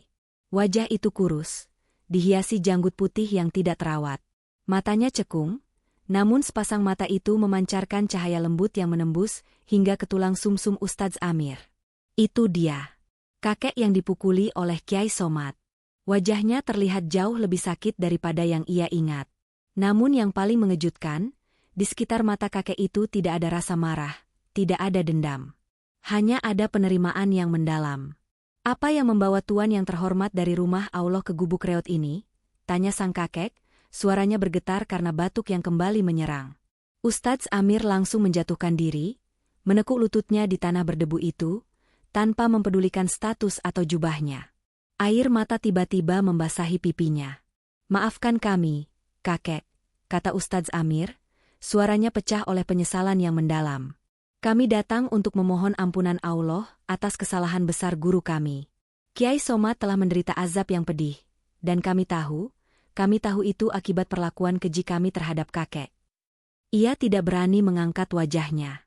Ia hanya menunduk, menunggu hukuman atau penolakan yang memang pantas ia terima. Ia telah menanggalkan semua gelar dan kehormatan. Yang tersisa hanyalah seorang hamba Allah yang memohon belas kasihan. Kakek itu terbatuk lagi. Kali ini lebih panjang. Bangunlah, nak. Allah tidak suka melihat hambanya berlutut di hadapan hamba yang lain. Ujar kakek itu dengan nada yang menenangkan, meski nafasnya berat. Ustadz Amir mengangkat wajahnya perlahan. Ia melihat kakek itu berusaha keras untuk tersenyum, meski bibirnya kering dan pecah-pecah. Saya tidak akan bangun sebelum kakek mau memaafkan kami dan berkenan membantu Kyai Somad, pinta Ustadz Amir, memohon dengan hati yang hancur. Kakek itu menarik napas panjang, menatap langit-langit gubuk yang berlubang. Aku tidak pernah menyimpan marah, nak. Dendam itu api yang membakar pemiliknya sendiri, dan aku tidak punya apa-apa lagi untuk dibakar, kata kakek itu. Tapi, punggung Kyai Somad patah. Ia tidak bisa bergerak. Ia lumpuh total. Kakek, kata Ustadz Amir, air mata kembali tumpah. Kakek itu mendengarkan. Ia lalu memejamkan mata, seolah sedang melakukan introspeksi yang mendalam. Duduklah, Ustadz. Hasan, masuklah. Tempat ini memang kotor, tapi jangan sampai kau pingsan di depan pintuku, ujar kakek itu. Aku akan ceritakan sesuatu tentang tongkat itu, tongkat yang digunakan Kiai Mu untuk memukul punggungku. Ustadz Amir dan Hasan segera merangkak masuk, hati mereka penuh harap. Mereka tahu, pengakuan kakek ini adalah kunci bagi kesembuhan Kiai Somad. Mereka kini duduk di lantai tanah, menanti setiap kata yang keluar dari bibir wali Allah yang tengah sakit parah itu. Ustadz Amir dan Hasan duduk bersila di atas lantai tanah yang dingin, berjarak 2 langkah dari bel-bel tempat kakek itu berbaring. Aroma minyak kayu putih bercampur dengan bau anyir lumpur dari luar gubuk menusuk hidung mereka. Mereka tidak bergerak, mata mereka tertuju pada wajah kakek yang kini terlihat memejam, seolah sedang mengumpulkan sisa-sisa tenaga. Beberapa saat berlalu dalam keheningan yang mencekam. Hanya terdengar bunyi napas kakek yang terasa berat, seperti gesekan kertas pasir yang kasar. Tongkat itu, kakek itu membuka suaranya lagi, pelan, hampir tak terdengar. Ustadz Amir mencondongkan tubuhnya ke depan, takut melewatkan satu kata pun. Tongkat itu sudah ada di masjid sejak zaman Kiai Ibrahim, guru dari guru Kiai Somad. Lanjut kakek itu, ia berhenti sejenak untuk menahan batuk yang naik ke tenggorokan. Benda itu bukan kayu biasa, nak. Orang-orang dulu menamainya tongkat penegak syariat. Hasan mengerutkan dahi. Ia baru mendengar nama itu. Selama ini, bagi para santri, tongkat yang selalu dibawa Kiai Somad hanyalah tongkat komando biasa yang terbuat dari kayu jati. Kiai Ibrahim selalu bilang, kakek melanjutkan, suaranya kini sedikit lebih jelas, meski tetap serak, tongkat itu hanya boleh digunakan untuk 2 hal. Pertama, untuk menopang diri saat melaksanakan ibadah panjang. Kedua, untuk menunjuk kebenaran saat lisan sudah tidak mampu berucap. Kakek itu perlahan membuka matanya yang cekung. Tatapannya menembus Ustadz Amir. Tongkat itu tidak pernah diciptakan untuk memukul, apalagi untuk melukai hamba Allah yang sedang menderita, tegasnya. Ustadz Amir merasa perutnya melilit. Ia mulai mengerti arah pembicaraan ini. Kiai Somad bukan hanya melukai seorang wali Allah, tapi ia melanggar etika spiritual yang melekat pada benda suci yang ia gunakan. Itu adalah kesalahan berlapis. Tongkat itu ibarat cermin spiritual bagi penggunanya, ujar kakek itu, kini tangannya yang kurus mencoba menggapai gelas berisi air putih di sebelahnya. Ustadz Amir dengan sigap mengambil gelas itu dan membantu kakek itu minum. Terima kasih, nak, kata kakek itu setelah meneguk air. Ia lalu berdehem. Setiap benda di dunia ini punya ruh, punya perjanjiannya sendiri dengan penciptanya. Ketika Kiai Somad menggunakan tongkat itu dalam amarah, saat hatinya dipenuhi kesombongan, dia bukan hanya memukul punggungku yang sakit, tapi dia memukul inti dari tujuan tongkat itu ada. Jelas kakek tersebut. Lalu, apa yang terjadi, kakek? Tanya Hasan, suaranya bergetar menahan rasa takut dan penasaran. Reaksi, jawab kakek itu singkat. Bukan aku yang membalas. Aku tidak punya daya dan upaya untuk membalas perbuatan siapapun. Tapi, Allah Maha Adil. Ketika alat yang semestinya digunakan untuk menegakkan kebenaran, justru digunakan untuk menzalimi, maka alat itu membalikan energinya sendiri kepada tuannya. Ustadz Amir menutup mulutnya dengan tangan. Ia merasa mual. Jadi, patahnya tulang punggung Kiai Somad adalah akibat dari reaksi tongkat itu sendiri, sebuah mekanisme keadilan yang tidak bisa diganggu-gugat. Itu sebabnya, punggung Kiai Mu patah tanpa disentuh siapapun. Bukan? Tanya kakek itu retoris, seolah membaca pikiran Ustadz Amir. Karena tongkat penegak syariat itu telah menolak kekejian yang diwakilkan oleh tangan Kiai Mu. Patahnya itu adalah bentuk penolakan spiritual total. Kakek itu kembali terbatuk panjang. Ia memejamkan mata, memegang dadanya yang sakit. Ustadz Amir menunggu dengan sabar. Ia tahu, setiap kata dari kakek ini adalah ilmu yang tak ternilai harganya. Lalu, bagaimana kami bisa memohon maaf atas nama Kiai Somad, kakek? Ustadz Amir memohon dengan suara berbisik. Kami tidak tahu harus berbuat apa. Kiai Somad sudah seperti mayat hidup. Kakek itu tersenyum tipis, senyum yang menunjukkan penderitaan dan ketabahan sekaligus. Aku sudah memaafkan Kiai Mu, sejak detik tongkat itu mendarat di punggungku. Rasa sakit fisik itu tidak ada apa-apanya dibandingkan rasa sakit melihat seorang pemimpin agama kehilangan adabnya di depan umum, katanya lembut. Tapi, urusan ampunan Allah, itu bukan kewenanganku. Kakek itu lalu menunjuk keluar gubuk, ke arah pekarangan yang dipenuhi rumput liar. Penyakit Kyai Somat tidak akan sembuh hanya dengan air doa atau air mata penyesalan, Ustadz. Kalian harus membatalkan perjanjian spiritual yang telah dibuat oleh tongkat itu, ujar kakek itu. Ustadz Amir dan Hasan saling pandang. Membatalkan perjanjian spiritual. Kedengarannya seperti tugas yang mustahil. Bagaimana caranya, kakek? Tanya Ustadz Amir, nafasnya tercekat. Kalian harus pergi ke tempat tongkat itu pertama kali ditemukan, atau tempat ia disucikan, jawab kakek itu. Itu ada di puncak Gunung 9. Di sana, Kyai Ibrahim dulu menyimpan tongkat itu di dekat mata air keramat. Hasan menelan ludah. Gunung 9. Puncak itu terkenal angker dan jarang didaki, kecuali oleh para ahli tirakat sejati. Apa yang harus kami lakukan di sana, kakek? Tanya Hasan. Kalian harus membawa tongkat itu kembali ke mata airnya, ujar kakek itu. Tapi, sebelum itu, tongkat itu harus dibersihkan dari amarah dan kesombongan yang pernah melekat padanya. Kalian harus mencucinya. Mencucinya? Ustadz Amir bingung. Dengan apa, kakek? Kakek itu perlahan menggeser tubuhnya yang sakit. Ia menunjuk ke arah sudut gubuk, tempat sebuah kendi tanah liat ronggok.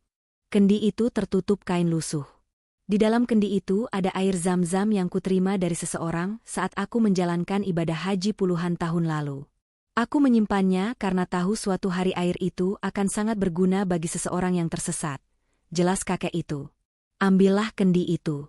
Setelah itu, ambil tongkat Kyai Somat dari kamar tidurnya. Wajah Ustadz Amir dan Hasan langsung menunjukkan ekspresi lega bercampur cemas. Lega karena ada harapan, cemas karena tugas ini sangat berat. Cuci tongkat itu dengan air zam-zam sambil kalian berdua beristighfar tanpa henti. Meminta ampunan Allah atas kesombongan Kyai Mu. Perintah kakek itu, suaranya mulai melemah lagi. Lakukan itu sampai air zam-zamnya habis dan kalian merasa betul-betul bersih, baik jiwa maupun raga. Kakek itu menarik napas. Matanya memandang jauh, seolah melihat pemandangan di puncak gunung yang jauh. Setelah tongkat itu suci, bawalah ia ke mata air keramat di Gunung 9. Letakkan di sana, dan biarkan Allah memutuskan apakah ia layak mendapatkan tongkat itu kembali. Tutup kakek itu. Ustadz Amir segera berdiri. Ia merasa beban di hatinya sedikit terangkat. Ini adalah ujian, sebuah jalan penebusan yang harus ia lalui demi gurunya. Kami akan segera melaksanakan perintah kakek, kata Ustadz Amir. Tunggu, panggil kakek itu sebelum mereka berdua melangkah. Ia terbatuk lagi, kali ini lebih parah, membuat seluruh tubuhnya gemetar. Kalian harus melakukannya sebelum malam ke-7, katanya dengan desahan. Setelah malam ke-7, kerusakan di tulang punggung Kyai Somat akan menjadi permanen, dan tidak ada lagi jalan kembali. Ustadz Amir dan Hasan tertegun. Mereka hanya punya waktu kurang dari seminggu. Jantung mereka berdebar kencang. Mereka harus cepat. Mereka harus berhasil. Kesempatan terakhir Kyai Somat kini berada di tangan mereka, dan tergantung pada perjalanan yang penuh risiko ke puncak Gunung 9. Ustadz Amir segera mengambil langkah. Ia dan Hasan keluar dari gubuk tua itu dengan perasaan campur aduk. Rasa takut masih mencekik, tapi kini ada percikan harapan. Mereka hanya punya waktu kurang dari seminggu. Kendi itu ada di sana, bisik Ustadz Amir, menunjuk sudut gubuk. Mereka berdua berjalan cepat. Kendi tanah liat itu teronggok di bawah atap yang bocor, diselimuti debu tebal. Ketika Ustadz Amir mengangkatnya, kendi itu terasa dingin dan berat, seolah menyimpan rahasia ratusan tahun. Air zam-zam di dalamnya terasa suci, bahkan hanya melalui sentuhan wadahnya. Sekarang tongkatnya, ujar Hasan. Tongkat Kyai Somat berada di kamar tidur utamanya, sebuah ruangan yang kini terasa seperti penjara bagi sang Kyai. Mereka berjalan menyusuri lorong pesantren yang sepi. Para santri sudah tidur. Hanya suara jangkrik dan kodok yang menemani malam itu. Kamar Kyai Somat terkunci dari dalam. Kyai, ini saya, Amir dan Hasan, panggil Ustadz Amir pelan. Tidak ada jawaban, hanya suara isak tertahan dan gerutuan pelan yang datang dari balik pintu. Suara Kyai Somat terdengar sangat parau, penuh kesakitan dan mungkin juga penyesalan yang mendalam. Kami mohon izin mengambil tongkatnya. Kyai, kata Hasan, suaranya dipenuhi empati. Keheningan kembali menyelimuti. Kemudian, terdengar suara gerak tubuh yang sangat sulit, seolah seseorang sedang mencoba menggeliat tanpa tulang punggung. Terdengar bunyi, klik, kunci dibuka. Ustadz Amir membuka pintu itu perlahan. Bau obat gosok dan keringat asam langsung menusuk hidung mereka. Di tengah ruangan, Kiai Soma tergeletak di atas tikar tebal. Pemandangan itu sungguh menyayat hati. Tubuhnya melengkung ke depan dalam posisi yang tidak wajar, wajahnya hampir menyentuh lutut, dan ia bernapas dengan sangat sulit. Ia tidak menoleh, karena memang tidak bisa. Di sampingnya, tongkat kayu berwarna gelap itu tergeletak. Ustadz Amir memberi isyarat kepada Hasan untuk tetap di dekat pintu, sementara ia melangkah maju. Tongkat itu, yang dulunya adalah lambang kewibawaan dan keagungan, kini tampak biasa saja, namun memancarkan aura dingin yang mengganggu. Ustadz Amir meraih tongkat itu. Begitu telapak tangannya menyentuh kayu itu, ia merasakan sengatan kecil, seolah tongkat itu menolak disentuh oleh tangan yang lebih murni. Kayu itu terasa berat, jauh lebih berat dari yang seharusnya, seperti membawa beban kesalahan gurunya. Kiai Somad hanya mendesah pelan. "Bawalah ia, Mir," katanya dengan suara yang hampir tidak terdengar. "Bawa saja. Aku tidak butuh lagi benda terkutuk ini." Ustadz Amir membungkuk dalam-dalam, meskipun Kiai Somad tidak bisa melihatnya. "Kami akan menjaganya, Kiai." Mereka segera keluar, membawa tongkat yang terasa panas di genggaman dan kendi berisi air zam-zam yang terasa dingin. Mereka menuju ke area belakang mushola, tempat wudhu khusus yang jarang dipakai, memilih area itu sebagai tempat suci untuk memulai ritual pembersihan. Mereka membentangkan selembar kain putih bersih yang biasa dipakai untuk menutup keranda. Di atas kain itu, tongkat diletakkan. "Kita mulai, San," ujar Ustadz Amir, matanya fokus pada tugas di depan. Ustadz Amir mengambil kendi, sementara Hasan mengambil posisi di sampingnya. Kedua tangan mereka bersiap menyentuh tongkat itu saat air mulai mengalir. "Kita harus beristighfar tanpa henti," ingat Ustadz Amir. "Bukan istighfar biasa, tapi istighfar yang berasal dari dasar hati. Kita memohon ampunan Allah atas kesombongan, kecongkakan, dan amarah yang telah meracuni hati guru kita, yang kemudian meracuni benda ini." Hasan mengangguk, menutup mata. Ustadz Amir memiringkan kendi, dan setetes demi setetes air zam-zam yang dingin dan bening mulai membasahi tongkat kayu yang gelap itu. "Astagfirullahaladzim." Suara mereka berdua mulai memecah keheningan malam, perlahan namun khusyuk. Saat air suci itu menyentuh kayu, reaksi yang terjadi sungguh mengejutkan. Bukan kilatan cahaya atau asap tebal yang keluar, melainkan perubahan pada air itu sendiri. Air zam-zam yang mulanya bening, seketika berubah warna menjadi keruh dan gelap, seolah-olah semua kotoran spiritual yang melekat pada kayu itu ditarik keluar. Ustadz Amir terkejut, tapi tidak berhenti. Ia terus mengalirkan air, suaranya semakin keras dalam mengucapkan istighfar. "Astagfirullahaladzim." Mereka menggosok tongkat itu dengan hati-hati, seolah-olah mereka sedang menggosok jiwa Kiai Somad. Rasa panas yang tadi dirasakan Ustadz Amir kini mulai menjalar, bukan dari tongkat, melainkan dari dada mereka sendiri. Mereka merasa seolah-olah dosa-dosa Kiai Somad kini ikut membebani hati mereka. Hampir setengah jam berlalu. Punggung mereka terasa pegal, dan kerongkongan mereka kering. Tetapi mereka tidak berani berhenti. Air di dalam kendi terus berkurang. Setiap tetes air zam-zam yang keruh dan mengalir jatuh ke tanah, seolah membawa pergi sedikit demi sedikit amarah dan kesombongan. Hasan sesekali membuka mata, melihat ke arah tongkat itu. Perlahan, aura dingin yang tadi dirasakannya mulai menghilang. Kayu itu kini terasa netral, seolah baru saja dilahirkan kembali. Ketika air zam-zam hanya tinggal setetes terakhir, yang mereka rasa harus dibiarkan menguap di udara, Ustadz Amir menghentikan aliran airnya. Ia menghela napas panjang, sebuah napas lega yang bercampur dengan kelelahan yang luar biasa. "Sudah selesai, San," bisiknya, suaranya serak. Tongkat itu kini terbaring di atas kain putih. Ia tidak lagi memancarkan energi negatif, hanya kayu biasa yang telah dibersihkan oleh keikhlasan dan air suci. Mereka berdua duduk bersila sejenak, menenangkan hati dan mengatur napas. Mereka telah menyelesaikan tahap pertama. Namun, mereka tahu, bagian tersulit masih menanti. Gunung 9. Kita harus segera bersiap, kata Hasan, sambil bangkit dan melipat kain putih itu. Besok subuh kita berangkat, putus Ustadz Amir. Kita akan membawa tongkat ini ke tempat asalnya, tempat ia disucikan oleh Kiai Ibrahim. Semoga Allah menerima ikhtiar kita ini. Mereka kembali ke kamar masing-masing untuk mengambil beberapa perbekalan penting. Ransel disiapkan. Makanan kering, obat-obatan seadanya, dan tentu saja, tongkat yang kini mereka bawa dengan penuh kehormatan, terbungkus kain kafan putih. Mereka berdua tahu, perjalanan ke puncak Gunung 9 bukanlah perjalanan biasa. Itu adalah perjalanan menuju keheningan tertinggi, perjalanan spiritual yang penuh bahaya, yang akan menguji seberapa jauh pengorbanan mereka demi keselamatan Kiai Somad. 7 malam terasa begitu cepat. Mereka tidak punya waktu untuk takut. Mereka hanya punya waktu untuk bertindak. Fajar menyingsing, dan mereka harus sudah berada di kaki gunung yang legendaris itu.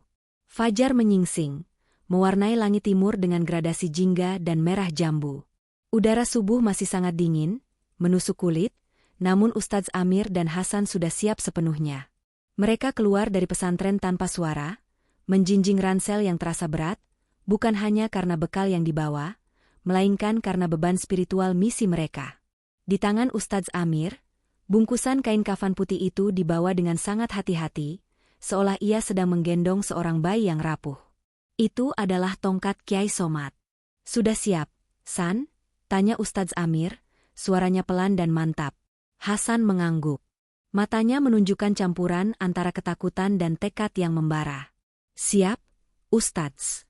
Semoga Allah mudahkan perjalanan kita. Mereka berjalan kaki. Dari desa, mereka melintasi sawah yang masih berkabut, lalu memasuki hutan jati yang sunyi. Semakin jauh mereka melangkah, semakin sedikit jejak manusia yang terlihat. Jalanan berubah dari tanah keras menjadi bebatuan licin yang tertutup lumut. Setelah hampir 4 jam berjalan, mereka akhirnya tiba di kaki Gunung 9. Gunung itu menjulang tinggi, puncaknya diselimuti awan tebal yang seolah menjadi penutup rahasia abadi. Namanya sendiri sudah mengandung misteri dan keangkeran. Orang-orang sekitar jarang berani mendaki, kecuali para pencari kayu bakar yang hanya berani menyentuh pinggiran hutan paling bawah. Dari sinilah kita mulai berjuang. Ustadz Amir berbisik, memandang ke atas. Ia berhenti sejenak, menanggalkan ranselnya, lalu menghadap ke arah kiblat. Ia mengambil waktu untuk salat sunnah dan memohon perlindungan. Hasan mengikuti dengan khusyuk. Mereka tahu, Gunung 9 bukan tempat yang bisa dihadapi dengan kekuatan fisik semata. Ia menuntut kebersihan niat. Setelah selesai berdoa, Ustadz Amir mengikat bungkusan tongkat itu dengan kainnya sendiri, menyampirkannya ke bahu agar tidak menghalangi pergerakan tangannya. Kita harus ingat, San, kata Ustadz Amir sambil mulai menapaki jalan setapak yang hampir hilang. Kita bukan mendaki untuk mencari puncak. Kita mendaki untuk mencari ketenangan, mencari asal-muasal yang suci, tempat di mana Kiai Ibrahim pernah menyucikan tongkat ini. Kita mengembalikan apa yang telah dinodai. Langkah pertama terasa berat. Medannya curam, akar pohon besar melintang di mana-mana, dan suara-suara alam terasa menekan. Setiap embusan angin yang menerpa dedaunan seolah membawa bisikan peringatan. Hasan, meskipun masih muda dan kuat, mulai merasa lelah setelah 1 jam mendaki. Napasnya memburu. Ia melirik Ustadz Amir, yang usianya jauh di atasnya, namun melangkah dengan ritme yang stabil dan penuh kesabaran. Ustadz, apakah Kiai Ibrahim benar-benar masih ada di atas sana? Hasan memberanikan diri bertanya saat mereka beristirahat sebentar di bawah pohon beringin tua. Ustadz Amir menggeleng pelan. Wallahu alam, San. Yang kita tahu, tempat ini adalah tempat beliau mencapai makrifatnya. Energinya, sejarahnya, masih ada di sini. Itu yang kita cari. Kekuatan doa Kiai Ibrahim. Mereka melanjutkan perjalanan. Matahari semakin tinggi, namun sinar Allah sulit menembus lebatnya pepohonan purba. Kelembapan meningkat tajam, membuat pakaian mereka terasa basah dan berat. Menjelang tengah hari, mereka memasuki zona yang sangat berbeda. Hawa dingin tiba-tiba menggigit, jauh lebih dingin dari udara subuh tadi. Dan kemudian, kabut itu datang. Kabut itu tidak seperti kabut biasa. Ia datang dengan cepat, tebal, dan sangat padat, seperti kapas yang disemprotkan ke segala arah. Dalam hitungan detik, jarak pandang mereka berkurang drastis, dari puluhan meter menjadi hanya sebatas ujung hidung. Hasan seketika merasakan panik merayap di dadanya. Ia tidak bisa melihat Ustadz Amir yang hanya berjarak 1 langkah di depannya. "Ustadz," seru Hasan, suaranya tertahan karena takut. "Tetap tenang, San. Jangan bergerak," jawab Ustadz Amir, suaranya kini terdengar seperti bergema dari kejauhan.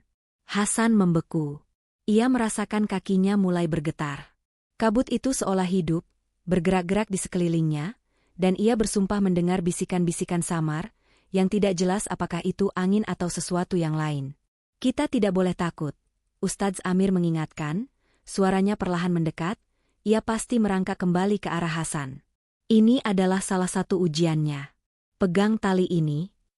Ustadz Amir merogoh ranselnya dan mengeluarkan seutas tali rafia tebal, mengikatkannya di pinggang Hasan, sementara ujung lainnya diikatkan di pinggangnya sendiri.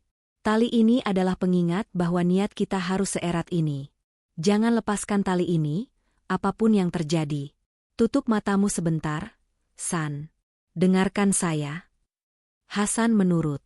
Ia menutup matanya, memfokuskan pendengarannya pada suara Ustadz Amir yang mulai mengucapkan zikir dengan suara yang dalam dan stabil. "La ilaha illa anta subhanaka inni kuntu minaz zalimin." Mereka mengucapkan kalimat itu berulang kali. Perlahan, detak jantung Hasan yang tadinya cepat mulai melambat. Rasa dingin dan ketakutan itu sedikit demi sedikit ditarik mundur oleh kehangatan zikir. Setelah beberapa menit, Ustadz Amir berkata, "Buka matamu, San. Tapi tatap hanya ke depan. Kita terus maju." Mereka berjalan dalam kabut yang menyesakkan itu. Tali menjadi satu-satunya penghubung mereka dengan kenyataan. Keadaan ini memaksa mereka untuk melepaskan indera penglihatan dan hanya mengandalkan kepekaan spiritual. Setiap langkah terasa seperti memasuki dimensi yang berbeda, di mana waktu dan arah tidak lagi berarti. Tiba-tiba, langkah Ustadz Amir berhenti. Hasan terhenti karena tali di pinggangnya menegang. "Kenapa, Ustadz?" bisik Hasan, hampir tidak terdengar. "Saya mencium sesuatu, San," jawab Ustadz Amir, suaranya mengandung rasa terkejut. Aroma yang sangat kuat, seperti bunga-bunga surga. Ia mulai bergerak lagi, langkahnya kini lebih cepat, seolah ditarik oleh aroma misterius itu. Hasan merasakan ia ditarik melintasi medan yang semakin menanjak. Tepat saat Hasan merasa paru-parunya hampir meledak karena kelelahan, mereka melangkah keluar. Bukan keluar dari hutan, tapi keluar dari kabut tebal itu. Mereka mendapati diri mereka berdiri di sebuah pelataran kecil yang datar. Di sekeliling mereka, kabut masih menggulung tebal, tetapi pelataran itu sendiri bersih dan diterangi oleh secercah cahaya matahari yang entah dari mana datangnya. Dan di tengah pelataran itu, berdiri sebuah pohon yang sangat tua, berdiameter raksasa, dengan ukiran kaligrafi kuno yang tampak samar di kulit batangnya yang keras. Di bawah pohon itu, terdapat sebuah batu besar yang dipahat, seolah berfungsi sebagai tempat duduk yang telah digunakan selama ratusan tahun. Di atas batu itu, tergeletak sebuah benda yang membuat Hasan dan Ustadz Amir seketika terdiam, melupakan semua kelelahan dan ketakutan yang baru saja mereka alami. Itu adalah selembar daun lontar kering, diikat dengan benang merah yang sudah memudar, dan di atasnya tertulis pesan singkat. Pesan itu terasa dingin dan kuno, seperti berumur ribuan tahun, namun sangat jelas terbaca oleh mata mereka. Ustadz Amir perlahan mendekat, tangannya gemetar saat mengambil daun lontar itu. Pesan itu berbunyi, "Barang siapa yang membawa kembali kemarahan, ia harus membawanya melewati 17 pintu penyesalan, sebelum ia menemukan tempat untuk bersujud." Di bawah tulisan itu, terdapat sebuah sketsa sederhana yang menunjukkan jalur terjal yang bercabang-cabang menuju puncak Gunung Sembilan. Jalur ini sama sekali tidak terlihat dari bawah tadi, seolah baru saja muncul khusus untuk mereka. 17 pintu penyesalan. Mereka baru saja menyelesaikan yang pertama, menembus kabut niat yang sesat. Perjalanan mereka ternyata jauh lebih panjang dari perkiraan mereka. Mereka harus membawa tongkat terkutuk itu melalui seluruh ujian ini. Ustadz Amir menarik napas panjang, ia membalikan tongkat Kiai Somad di tangannya. Seolah ia baru menyadari bahwa ia tidak hanya membawa tongkat, melainkan juga kunci menuju penyelesaian teka-teki spiritual ini. Kita harus segera melanjutkan, San, kata Ustadz Amir, suaranya dipenuhi urgensi yang baru. 17 pintu. Ustadz Amir melipat daun lontar itu dengan hati-hati, menyimpannya di lipatan pakaiannya seolah benda itu adalah peta harta karun yang sangat berharga. 17 pintu penyesalan. Ulangnya, menatap jalur yang baru saja terlukis di hadapan mereka. Ini bukan perjalanan fisik semata, San. Ini adalah ziarah hati. Jalur itu tampak mustahil. Ia merayap tegak lurus ke atas, membelah lereng berbatu Gunung Sembilan, tidak ada jejak kaki, hanya kerikil lepas dan akar-akar tua yang mencengkeram tebing. Di kejauhan, puncak gunung terlihat tertutup oleh awan kelabu yang tampak berat, seolah menyimpan murka yang belum terselesaikan. Ustadz Amir memimpin. Ia mengikat kembali tali pengaman di pinggang mereka, memastikan Hasan berada di belakangnya. Tongkat Kiai Somad terasa lebih berat di genggaman Ustadz Amir, seolah berat fisik tongkat itu bertambah seiring dengan bertambahnya beban dosa yang ia bawa. Langkah pertama mereka menapaki jalur itu terasa seperti melewati batas tak kasat mata. Begitu sepatu mereka menyentuh kerikil di jalur sketsa, suasana di pelataran itu langsung berubah total. Cahaya matahari yang tadi bersinar samar-samar seketika menghilang, digantikan oleh senja abadi yang dingin. Kabut tebal di sekitar mereka seolah mendesak maju, menelan kembali jejak pelataran pohon raksasa itu. Mereka mulai mendaki. Medan yang mereka hadapi sangat curam. Hanya dalam beberapa menit, napas mereka sudah memburu, dan keringat mulai membasahi dahi. Inilah pintu penyesalan yang kedua, pintu keputusasaan fisik, di mana tubuh dipaksa menyerah agar jiwa bisa dipaksa mencari kekuatan lain. Fokus, San, Ustadz Amir terengah, suaranya tercekat karena ketinggian. Jangan lihat ke bawah. Jangan dengarkan apapun selain suara hatimu. Namun, Hasan mulai mendengar suara-suara. Suara-suara itu bukan berasal dari hutan atau binatang, melainkan bisikan dingin yang berputar-putar di antara bebatuan. Bisikan itu terdengar seperti suara desah napas Kiai Somad saat ia mengutuk dan menghina. Kau tidak akan sanggup. Kau hanya orang biasa.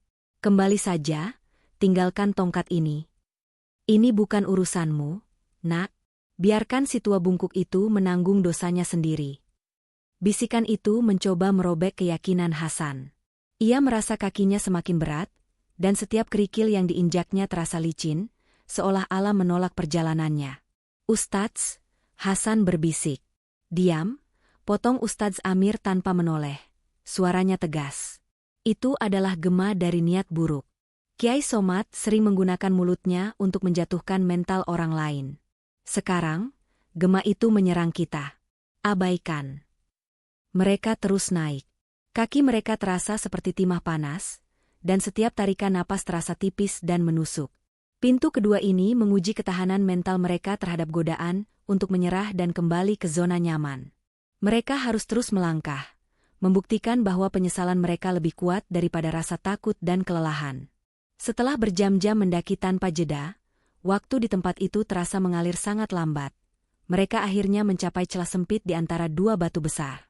Angin di celah itu bertiup kencang, membawa serta hawa dingin yang menusuk tulang.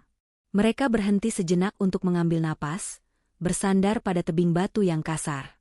Tepat saat Hasan menarik napas dalam-dalam, ia merasakan sensasi aneh. Awalnya, itu hanya rasa gatal yang samar. Lalu, gatal itu berubah menjadi nyeri tajam. Nyeri itu berpusat tepat di punggungnya, di area tulang belakang bagian atas. Aduh, Hasan meringis pelan, menyentuh punggungnya. Rasanya seperti ada sesuatu yang menekan keras, mematahkan tulangnya secara perlahan. Ustadz Amir yang kelelahan dan sedang memejamkan mata, seketika membuka mata lebar-lebar. Apa yang terjadi, San? Punggung saya, Ustadz, sakit sekali. Seperti dipukul benda tumpul, kata Hasan, mencoba berdiri tegak tetapi rasa sakit itu memaksanya membungkuk. Ustadz Amir merogoh punggungnya sendiri. Ia merasakan nyeri yang sama, menusuk dan membakar, seolah tulang punggungnya sedang dikompresi paksa. Nyeri ini sangat spesifik, sangat intens, dan sangat mirip dengan deskripsi rasa sakit yang dialami oleh wali Allah yang dipukul tongkat Kiai Somad. Ini adalah pintu penyesalan yang ketiga, pintu penderitaan yang dipinjam. Jangan melawan, bisik Ustadz Amir, matanya fokus ke depan, tetapi wajahnya menunjukkan penderitaan yang luar biasa. Rasa sakit ini, San, ini adalah cerminan dari rasa sakit yang Kiai Somad berikan pada wali Allah itu. Kita harus membawanya. Mereka tidak bisa minum atau makan. Mereka tidak bisa duduk.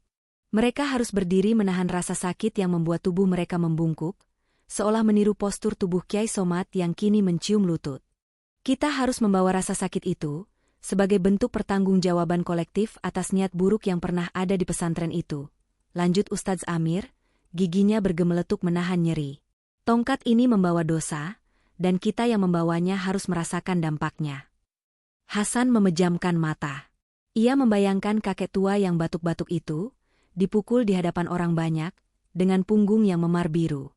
Nyeri di punggung Hasan kini terasa berbeda. Tidak hanya fisik, tetapi juga emosional, rasa malu dan terhina yang pasti dirasakan oleh wali Allah. Ia mencoba berzikir, tetapi rasa sakit itu sangat menguasai. Ia hanya mampu menarik napas pendek-pendek. Ustadz, apakah kita akan terus seperti ini? Hasan bertanya, suaranya bergetar. Sampai Allah menilai penderitaan kita cukup, jawab Ustadz Amir, suaranya kini tenang, meskipun tubuhnya bergetar. Ia memegang erat tongkat Kiai Somad. Tongkat itu terasa dingin, seolah menyerap seluruh rasa sakit yang mereka derita. Mereka bertahan di celah itu selama waktu yang terasa seperti selamanya.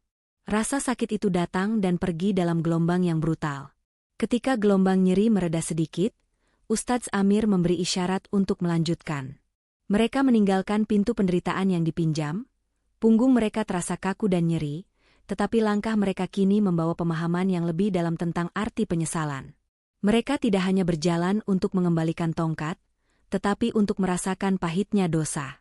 Saat mereka melangkah keluar dari celah batu itu, pemandangan di hadapan mereka kembali berubah secara drastis.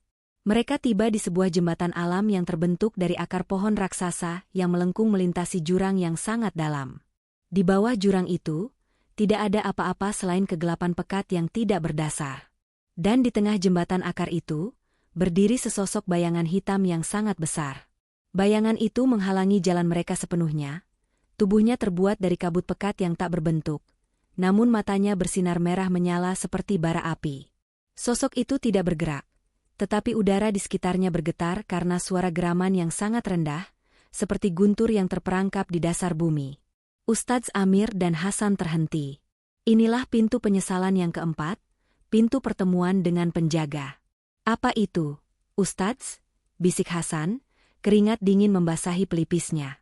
Ustadz Amir mengangkat tongkat Kiai Somad, memegangnya secara horizontal di depan tubuhnya sebagai tameng spiritual. Itu adalah manifestasi kemarahan, jawab Ustadz Amir, suaranya lebih keras, meskipun ia juga merasakan ketakutan yang mencekam. Kemarahan wali Allah yang telah mereka tinggalkan di gunung ini. Kita harus melewatinya. Bayangan hitam itu mengangkat salah satu lengannya yang panjang dan tak berbentuk. Ia tidak menyerang, tetapi ia menunjuk. Ia menunjuk ke arah tongkat yang dibawa Ustadz Amir. Kemudian, dengan suara yang jauh lebih mengerikan, bayangan itu berbicara. Suara itu bergetar dalam bahasa kuno yang membuat telinga mereka berdenging. Ambil, atau tinggalkan. Ustadz Amir tahu, jika ia meninggalkan tongkat itu di sini, perjalanannya akan berakhir, tetapi Kiai Somad tidak akan pernah mendapatkan penebusan. Jika ia membawanya, ia harus menghadapi kemarahan yang tidak tertanggungkan ini sendirian di atas jembatan akar tipis yang melayang di atas jurang kegelapan. Ia menarik napas dalam-dalam, mengambil keputusan yang sangat cepat. Kita tidak akan meninggalkannya. Allah yang Maha Pengampun, ucap Ustadz Amir, lalu ia mendorong Hasan agar tetap di belakangnya. Kita harus maju, San. Kita bawa kemarahan ini sampai tempatnya bersujud. Ustadz Amir melangkah maju di atas jembatan akar itu, menuju sosok gelap raksasa yang menunggunya di tengah pintu penyesalan yang keempat. Tongkat Kiai Somad menjadi satu-satunya jaminan hidupnya. Ustadz Amir melangkah ke depan, meninggalkan Hasan yang terdiam membatu di ambang pintu jurang. Jembatan akar itu berderit, bukan karena beban tubuhnya, melainkan karena getaran energi yang dipancarkan oleh bayangan hitam di depannya. Setiap langkah yang diambil Ustadz Amir terasa seperti menantang hukum gravitasi dan hukum spiritual sekaligus. Sosok kabut pekat itu kini terlihat semakin besar, memadat, meskipun bentuknya masih samar, tetapi kemarahan yang dipancarkannya terasa sangat nyata. Bayangan itu seperti menyerap seluruh cahaya di sekitarnya, meninggalkan Ustadz Amir dan Hasan dalam kegelapan yang diselimuti oleh aura merah menyala dari sepasang mata penjaga itu. Ustadz Amir tidak menunduk. Ia menatap lurus ke arah manifestasi kemarahan itu. Ia tahu, ketakutan sekecil apapun akan menjadi celah bagi bayangan itu untuk menguasai dirinya. Tongkat Kiai Somad di tangannya mulai terasa sangat panas. Seolah-olah kayu itu mengingat setiap pukulan yang pernah ia layangkan kepada kakek tua yang ternyata adalah wali Allah. Panas itu menjalar dari telapak tangan Ustadz Amir, naik perlahan, menguji ketahanannya. Kami datang bukan untuk bertarung, kata Ustadz Amir. Suaranya terdengar datar dan rendah, mencoba menembus dengungan mengerikan yang mengisi udara. Kami datang untuk mengakui. Bayangan itu tidak menjawab, tetapi ia bergerak. Pergerakannya tidak seperti makhluk hidup, tetapi seperti kabut badai yang berputar. Gelombang tekanan mental yang hebat menerjang Ustadz Amir. Tekanan itu bukan angin, melainkan bisikan yang mematikan, yang berusaha merobek pikiran Ustadz Amir dengan rasa bersalah yang tak tertanggungkan, memperlihatkan kembali setiap kesalahan yang pernah ia lakukan dalam hidupnya, dari yang kecil hingga yang terbesar. Mengaku, tidak cukup, ujar bayangan itu. Suara itu terasa berdentum di dada Ustadz Amir, bukan di telinganya. Beban, harus dibayar.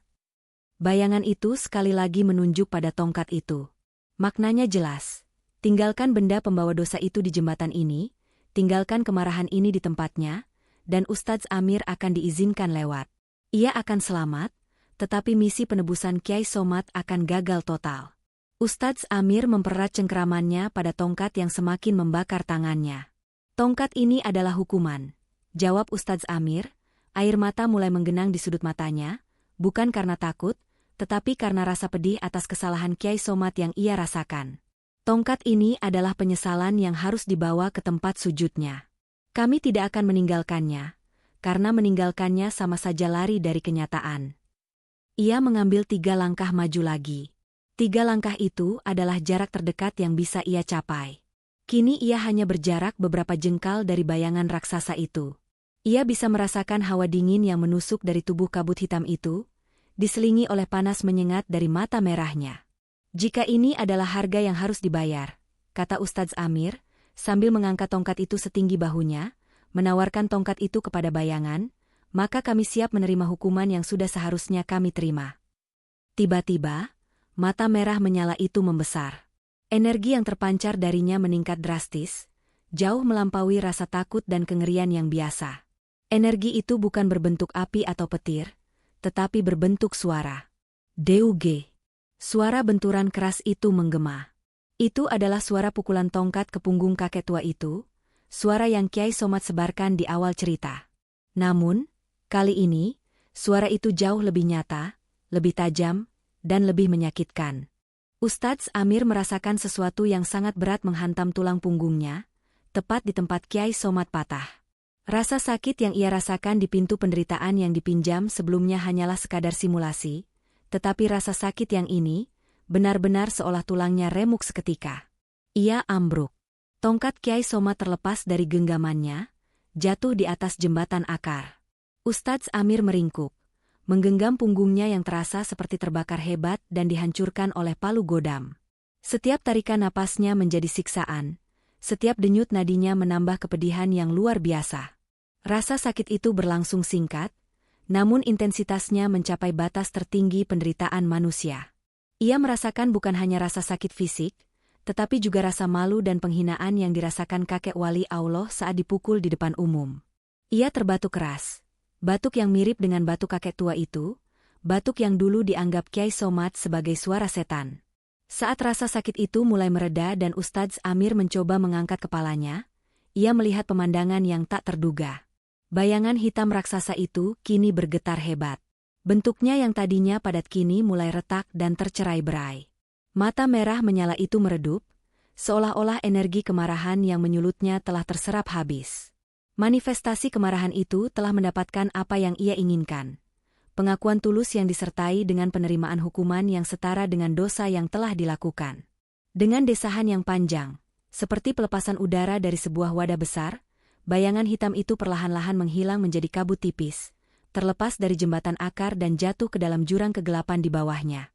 Pintu penyesalan yang keempat telah terbuka. "Ustadz," seru Hasan. Ia segera berlari menghampiri Ustadz Amir, wajahnya pucat pasi. Ia membantu Ustadz Amir berdiri. Ustadz Amir mencoba mengatur napasnya. Punggungnya masih terasa ngilu, tetapi patahan spiritual itu telah hilang, berganti dengan rasa lelah yang mendalam. "Allah Maha Besar," bisik Ustadz Amir, sambil meraih kembali tongkat kayu itu.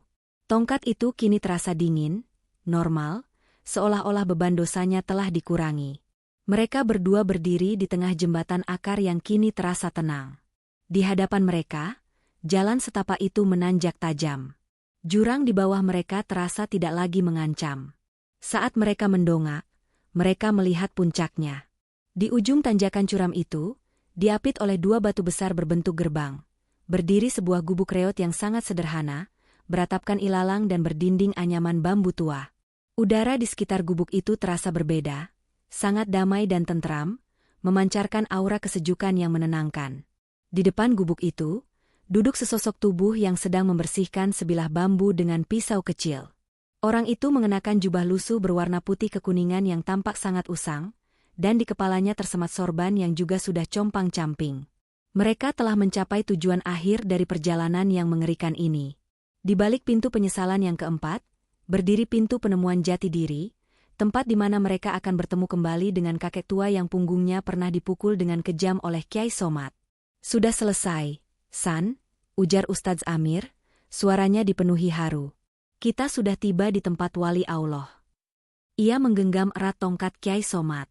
Kini, bukan hanya rasa sakit, tetapi harapan besar juga ikut menyelimuti langkah mereka. Mereka harus menyelesaikan satu tugas terakhir, pengembalian tongkat itu, sebelum mereka tahu nasib Kyai Somad. Ustadz Amir dan Hasan mulai mendaki tanjakan curam terakhir, menuju gubuk sederhana tempat wali Allah itu duduk, menunggu. Tanjakan curam terakhir itu seolah menguji sisa tenaga mereka. Setiap langkah terasa berat, tetapi udara sejuk yang berasal dari puncak tanjakan memberi energi baru.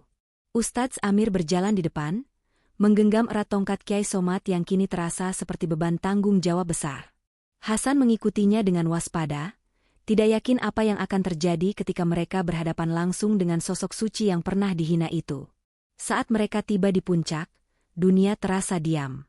Gubuk reot itu benar-benar sederhana, nyaris tidak terlihat seperti tempat tinggal seorang yang memiliki kedudukan spiritual tinggi.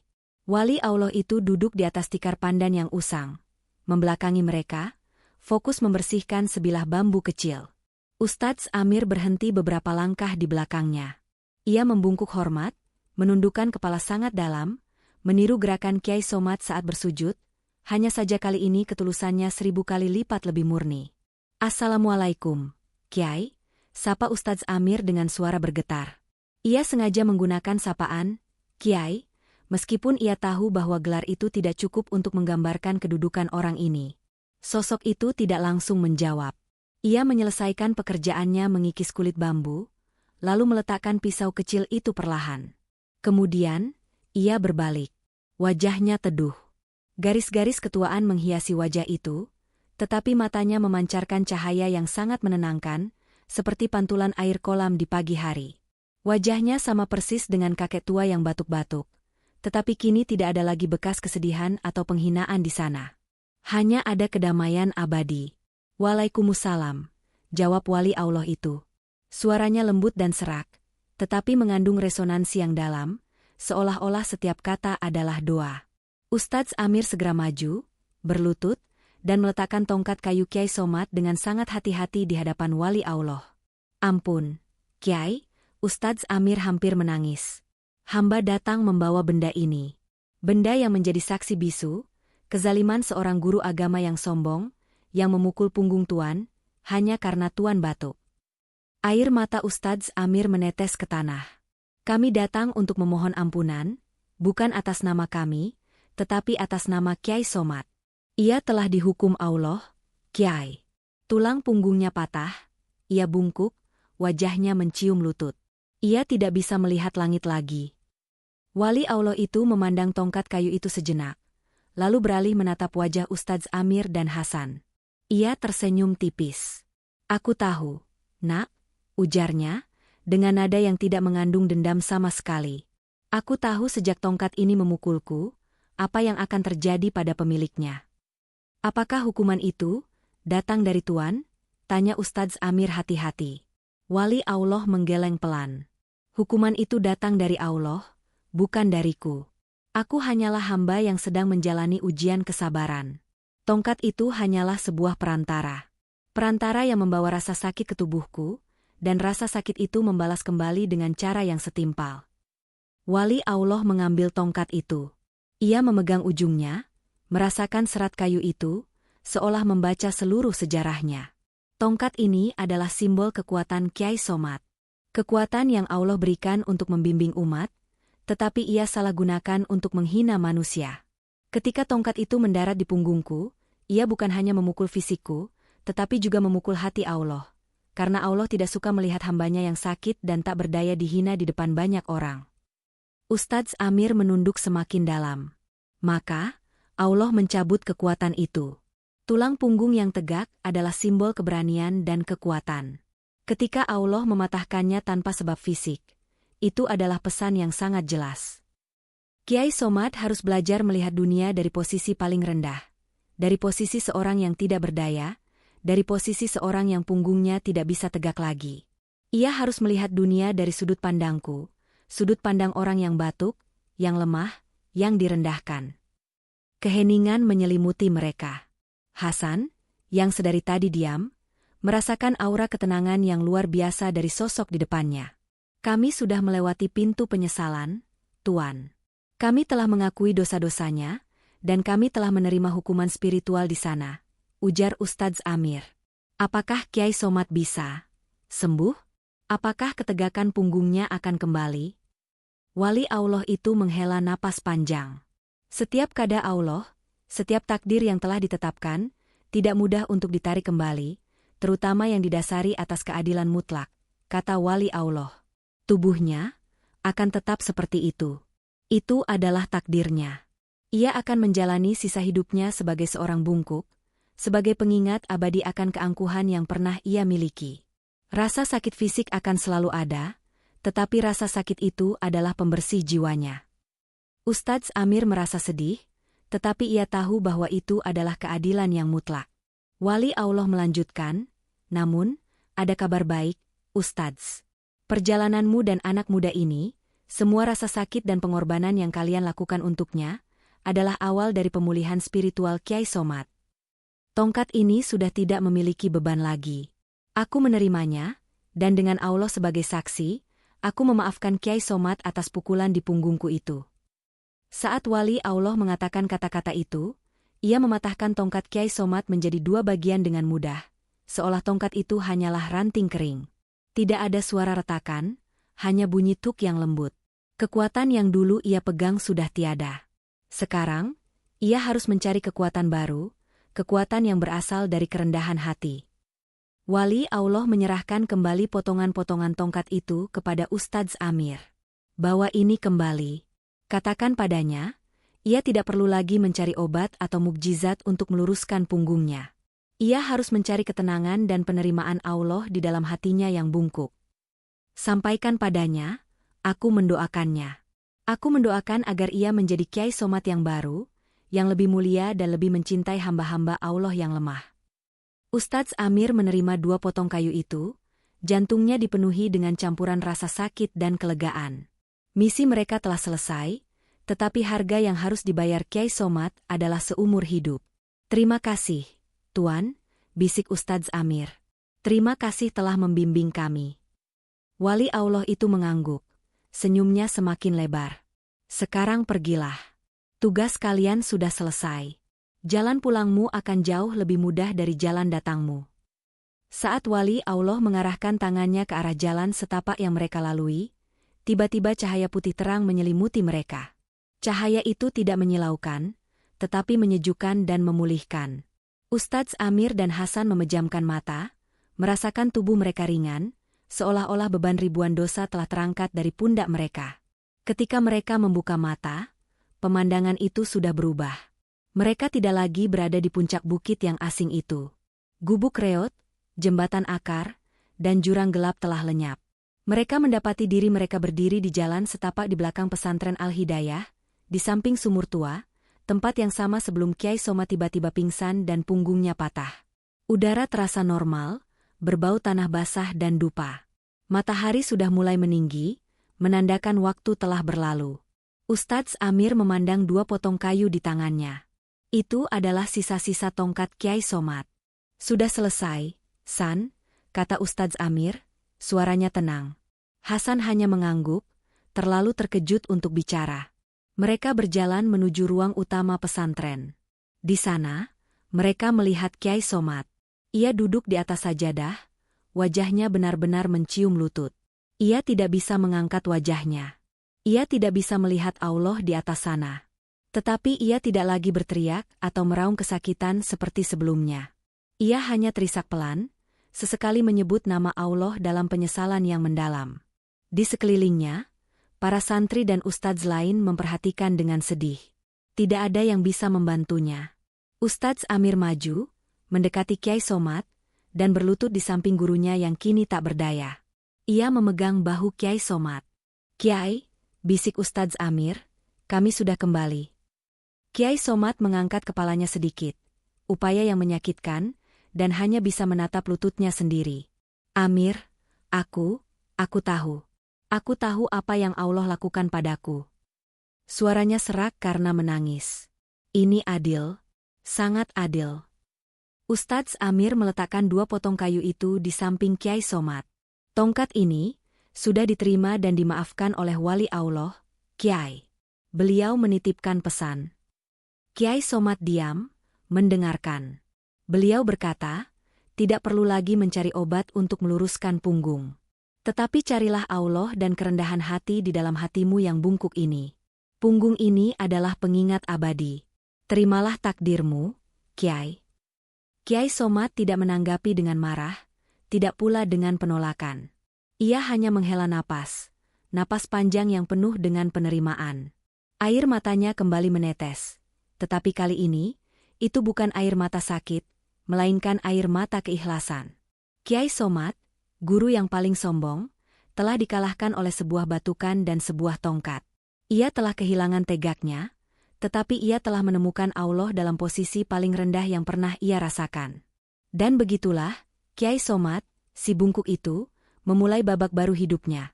Sebuah babak yang didominasi oleh penyesalan abadi, tetapi dipenuhi dengan cahaya Allah yang tak pernah ia lihat sebelumnya. Ia kini tahu betapa kejamnya ia dulu. Dan ia akan membayar harga itu selamanya.